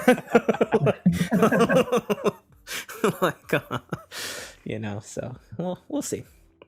But if you decide to edit this later, Tim, I know you're listening because I'm the one who does it. Cut in, cut out. Well, that was a thing. that was fantastic. I wouldn't expect anything less. You got some serious editing on your hands there, Tim. Yeah, I mean, most of it's my fault because if I didn't have to go to the bathroom at the beginning, Oh, you need to leave all that pee stuff in there. That's the funniest shit ever. I mean, so I know I've told you guys this before, but I never cut anything out. Like I'll cut the show down so that it's somewhat smooth, and I'll put like just the dog trash in the after credits because it's like my listeners like love that shit.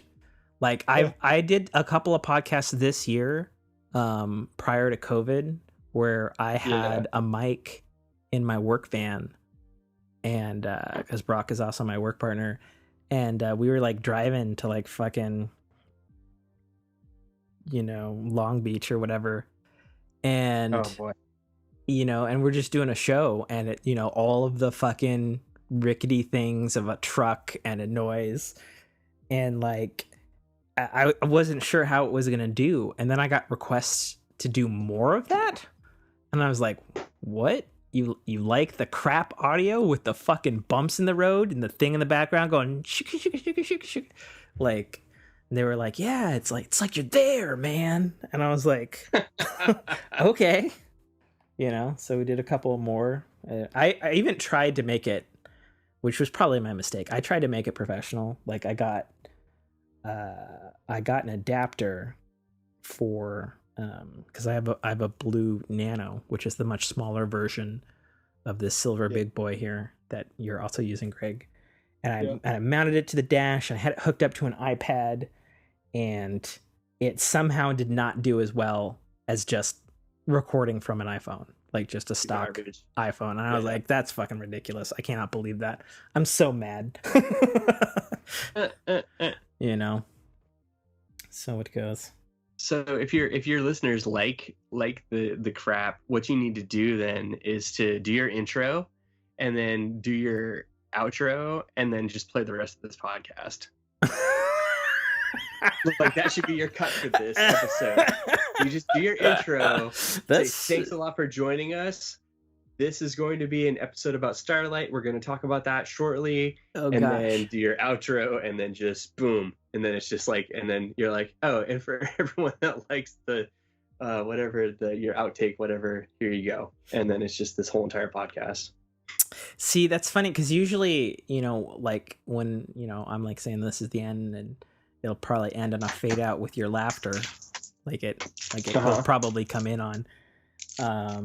Then there's like my usual crap about the show. And then there's an ad for my book, which has been running forever and has proved absolutely fruitless.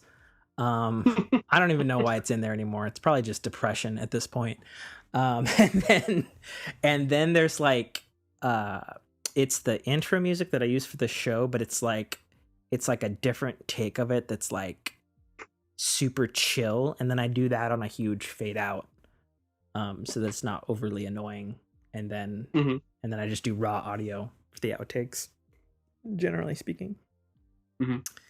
So, you know, yeah. I think your fans are gonna like this craptastic episode. Thank you for having us on. I mean, I sure hope so. You know, like if you were to ask, if me was asking me right now, I'd be like, I don't think that was as good as the last times we've had you guys on. Like, I feel like we started off strong and it just like, I don't know. You know, but that's I would just trim out all the dead. Is there a lot of dead? I don't remember there. Yeah. I think you're gonna, when you go back over it, you're gonna find a lot of dead. Either that, or because I was playing video games the whole time, I thought it was dead. I mean, it's probably that one. Video games at all, by the way. It's probably that one. You were playing video games, zoning everything else out, dude. Yeah. Actually, for once in my life, I was being good. I was sort of paying attention, but there was one I was zoning. Sort of paying attention. I was being good. That was the bar. Sort of paying attention. It's just, man, I hate phones. I can't talk on a regular telephone because I just start spacing out and forget I'm on the phone. I mean, are you talking on a phone right now? No, I'm talking on a computer. Oh, well, so it goes. Pizza. So it goes. But I'm starving, hungry. Can I go?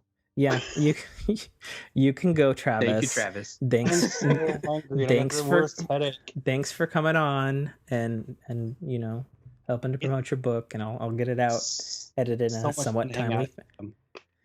I hope so. I hope you mean that. I do. I actually like doing your show. Oh, thanks. I was sad we didn't do it before the last issue. I mean, that is the critical fail. I guess, maybe. I don't know. I'll prepare a better story for next time. I just got a little caught down this time because I mean, I've been sick, dude.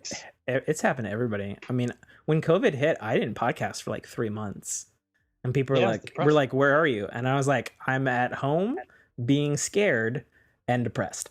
Like, what do you fucking want from me? I'm gonna do a show? Fuck no." And then eventually, as it's like, well, we're not getting out of this unless we do things to pull ourselves up by our own bootstraps, you know. And then even then, it's been less frequent than it used to be. But you know. Travis and I haven't recorded either, so yeah, that's right. You guys have like you guys had like a podcast or something, right? The Narrative Gunslingers.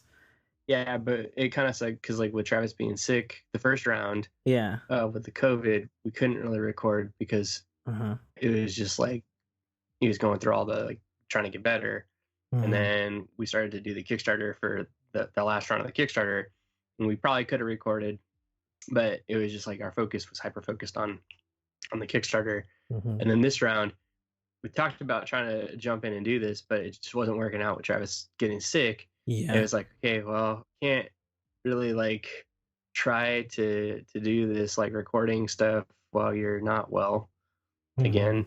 so just gonna not. So we'll get there again.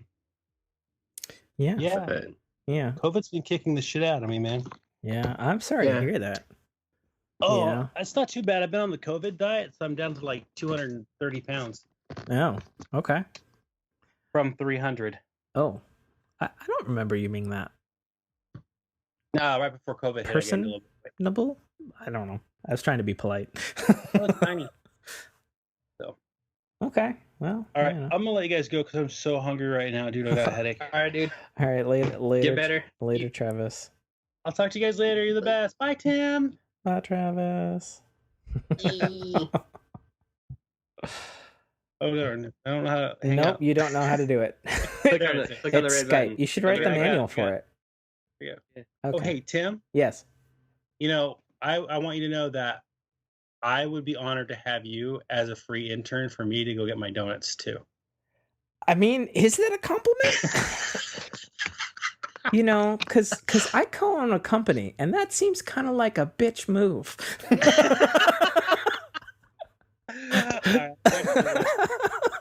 See it. Oh my God, he still hasn't. Oh no, he has. There it is. Yeah. Okay. That's his middle name, Travis Bitch Move Webb. Oh dang! Oh my God. Dang Areno.